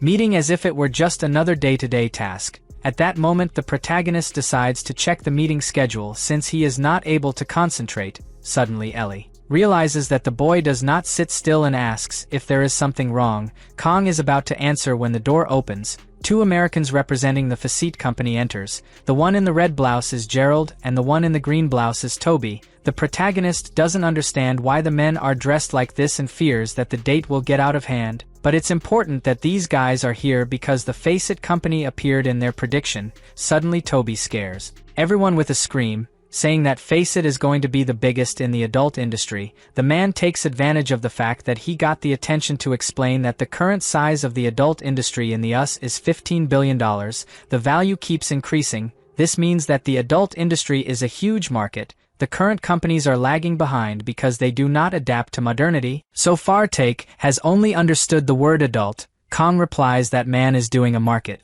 analysis. The model created by Toby and Gerald is to replace a very famous website, providing users with the content they want, such as VR and AR technologies for example. Faceit aims to dominate the adult industry market as soon as possible. Toby likes to work in this market because it is the most consumed lately. He also thinks that using the necessary technology can make users choose what they want to watch. Take with his impure thoughts thinks the idea is genius, but Hyun doesn't think it is worth investing in, since people can look for adult entertainment elsewhere besides the internet. Take yells asking what she knows about adult things. After much discussion, Kang's subsidiary company invested $9 million to acquire 80% of Faceit. The next meeting was with M Pizza Company. They use delivery trucks to bake the pizza and deliver it fresh. This is another subject that Take likes and he says that the company will be a great success. Her sister disagrees again and they get into yet another argument. Ellie is also in favor of the investment. In the end they invested $7.5 million in M Pizza. The meeting finally ends and the protagonist lies on the bed complaining of exhaustion. He asks if Take isn't tired and the guy replies no. The protagonist says that it's surprising how Hyun deals so calmly. He already feels tired just thinking about the meeting he will have tomorrow. Suddenly Kong gets out of bed and Take asks if he wasn't going to sleep. The protagonist replies that he is going to get some fresh air. Kong walks while remembering his ex-girlfriend. Siona ended the relationship because she wanted to succeed, but it seems that he arrived at success before her. At that moment the protagonist leaves the hotel and runs into Ellie. The girl says she is running because she is tired of spending so many hours sitting on the flight, but now her training is over, so he calls Kong for a beer. The scene changes to a liquor store. Kong asks if it's her first time in Korea. Ellie replies that she's been here 3 times, but it's her first time here for work. The protagonist thanks her for the help. Ellie confesses that she didn't expect that the company that turned the financial sector upside down was run by Hyun's younger brother and his friend. Kong asks if they really caused such a big mess. Ellie replies that the explosion at Samsung Electronics was a global problem. Even Golden Gate was affected, but it was thanks to OTK that Golden Gate's balance earned $600 million. The two toast together. Kong is happy to have one more tipster inside Golden Gate. He says it was just luck. Ellie disagrees as predicting the discontinuation of L6 and making bold investments is not something that only luck can achieve. Kong agrees. He also realizes that he was able to put together an amazing team after the success with the discontinuation of L6. Ellie asks if he knows that people think OTK is a Japanese investment company. Kong says it must be because of the name. The girl confesses that she thought it was a joke at first. until she hears Take's name. Kong is embarrassed. Ellie remembers that tomorrow she will have another meeting and decides to end the drink for today. They go back to the hotel and the elevator stops on Ellie's floor. They say goodbye. Suddenly the girl remembers something and tells the protagonist that she has a question. Kong is startled by Ellie's approach. She asks who his favorite actor is. The protagonist quickly closes the elevator door in her face without answering. The next day arrives and today's meeting is with a Chinese startup. Many successful startups have emerged in China in the past decade. Xiamen represents its own startup and wants to offer efficient logistics for transportation, as China still relies heavily on road transportation for logistics, and the biggest problem is random operations. There are not many routes for trucks to quickly return to companies. It was with this in mind that Xiaomi developed together with his friend an app to match carriers with drivers and optimize delivery routes. Hyun asks if they will be able to build a large-scale network on their own. Xiaomi replies that it is possible to get strong support from the Chinese government, who is also worried about this issue. The guys start talking to each other and the protagonist tries to understand but can't because he doesn't know a single Chinese word. At that moment, Ellie tells the men that they don't have to worry about being deceived. The Chinese are scared. Because they didn't expect there to be anyone in this room who spoke Mandarin, they happily ask where the girl is from and she replies that she came from Hong Kong. The protagonist doesn't understand anything Ellie is talking about, but is happy that the weather has improved. Even Xiaomen's companion felt more comfortable talking about the investments. After that the meeting ended and Hyun closed the remaining contracts. Kong was left doing nothing because the girls led the deals, Hyun especially. The next day the team got together to have breakfast together. Kong celebrates because today is a day off. Take says that unfortunately he will have to work on his day off and gets slapped by his sister, who knows that the only thing the boy does is stay all day in games. Ellie asks Kong if he has plans for today and he replies no. The girl says this is great and asks him to be her guide around the city. The protagonist finds the invitation unexpected and asks if this is a date. Take and Hyun start looking at the two. Ellie replies that maybe it's a date and Kong agrees to go. She then makes an appointment to meet him in an hour in the hotel lobby. The girl leaves and the protagonist asks for his friend's opinion. He thinks Ellie made a joke by inviting him. The friends were also in doubt. An hour passes and the protagonist waits for Ellie at the meeting point. The girl goes down the stairs and Kong takes her to the parking lot, but he is not satisfied with what he sees. Take hands over the car keys and the protagonist says he will not drive this thing. On the other hand, Ellie thinks the little girls are cute. Kong angrily asks why Take is doing this. The friend replies that it is better to drive your own car when going on a date. He also asks you to drive carefully and not hurt your baby, especially Kumi. The protagonist gets even more angry with the name of the characters. After that he gets in the car with Ellie. On the way the protagonist asks if there is any place that she wants to visit. The girl replies that she wants to visit a Korean university. Kong is surprised and Ellie says that she has not been anywhere else besides work or tourist attractions, but remembers that Hyun always talked about the Korean university. This piqued his interest. Kong didn't want to go back to that place, but he didn't want to say no to Ellie, so I decided to take her even though it was uncomfortable for him. Suddenly the protagonist remembers the biggest problem, which was in Take's car. Kong knows that he will become a laughingstock if any of his colleagues see him in that car. A few minutes later the two arrive on the university campus. Ellie asks if a stranger can enter and Kong replies that some places are allowed. He tries to get away from the car before an acquaintance shows up and fails. Suddenly the protagonist hears someone calling his name. It is his old friend Min. Kong greets him in a cold sweat. The guy next to Min notices the car. Kong starts to writhe with embarrassment. At this moment a girl named Lee Hyami approaches and asks if he is not ashamed to drive something like this. The protagonist asks why she cares so much about a car that is not even hers. Lee says that he should consider what people think and adds that it is uncomfortable to look at this thing. Min interferes in the conversation and tells the protagonist that he shouldn't pay attention to someone like Lee.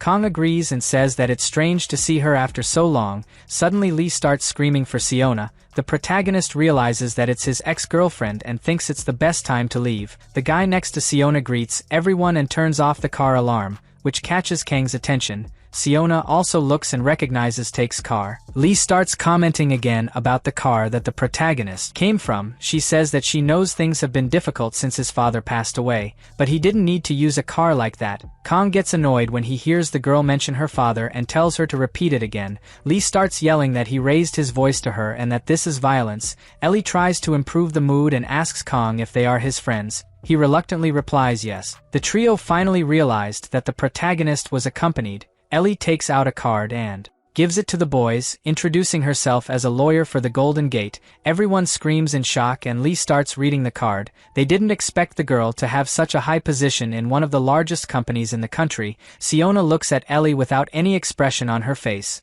The guy next to her introduces himself as Yang and raises his hand to Ellie. The girl greets him. Yang asks if she is visiting Korea and Ellie replies that she came for work. She also says that she decided to leave the hotel where she is staying with Kong to get to know the city. The college students end up understanding that the two slept together for several days at the hotel. Kong tries to explain that it is not quite like that and Siona's mood changes immediately. Yang talks to Ellie again and hands over his card. He tries to show that he is an important guy and says that his father's company has internal relations with Golden Gate. Ellie replies that she knows their company. This conversation is important for the protagonist to know that Golden Gate is financing the GH construction company. Yang also hands the card to Kong and says that he can look for it if he needs anything. The protagonist has an idea about what to do with this company. His mood even changes and Yang realizes it. At that moment Siona starts to leave and tells Yang to hurry. The guy thanks Ellie and wishes her a warm welcome. She thanks. Meanwhile Siona regrets that the protagonist didn't look at her even once. Lee doesn't like the attention Ellie is getting. She says out loud that there's nothing wrong with a Golden Gate lawyer. At the end of the afternoon the tour was finally over. The two walked together through the streets of Seoul. Ellie says that the girl from before was very beautiful. The protagonist asks who she is talking about. Ellie mentions the physical characteristics and he realizes that it is about his ex-girlfriend, but ignores it. Ellie then says that Siona is more beautiful in person. Kong questions when she heard about Siona and the girl replies that it was Take who told her. In fact he told the whole story of Kong and how Siona left him when he went to the army. Kong already begins to create a plan in his mind to end Take. At that moment Ellie asks if the protagonist still likes Siona and he denies it. After all, they broke up a long time ago and the story was in the past. Ellie likes to hear this. She runs in front of him and takes her hand in his direction, saying that she loved today's date. Kong smiled at the girl and replied that he liked it too. He touches her hand and holds hands for a while. The scene changes to Siona. Yang comments that she finally met her ex-boyfriend. The girl asks if he is jealous. The guy replies no, but he found the car he came in funny. Siona says that the protagonist has a very unusual friend. The car is probably Take's. Yang asks if she knows what Kang's connection is with the Golden Gate lawyer. Siona replies that she thinks it has something to do with Take's sister, who also works at Golden Gate. Hyun must have asked the protagonist to take Ellie to see the college since he is the only one who studied here. Yang says that he had found the protagonist normal at first, but was bothered when he realized that Kong did not show any interest after knowing his background. The guy was used to people increasing their ego, and that didn't happen. Yang adds that even big businessmen lower their heads when it comes to the power of money, but he felt that the protagonist looked like the two of them had the same status. The man keeps talking while Siona remembers that the protagonist didn't take his eyes off her on the last date, but today he hasn't looked at her once, so she gets annoyed to think about it. The next day arrives and the protagonist is in another meeting, this time with the company Arsit, which presents an architectural application through artificial intelligence, where computers learn data on their own to predict results or solve problems. The protagonist is excited because he is very confident that this company will grow. If the application develops, it will be possible to design super tall buildings. Arsit's goal is to recognize the project plans and deliver the complex result. In moments, he will be mainly responsible for the design. The protagonist is satisfied with it. Take still doesn't understand the company's development plan. Hyun leads the meeting and signs a contract with Arsit. The representatives leave and Hyun warns the boys that the next meeting is at 7, so it's good to be on time. Ellie takes advantage of the time she has and calls the protagonist to play squash. He says he can't because his body is a little stiff today. She gets worried and asks if everything is okay. The truth is that the protagonist doesn't know how to play and doesn't want to be embarrassed in front of the girl.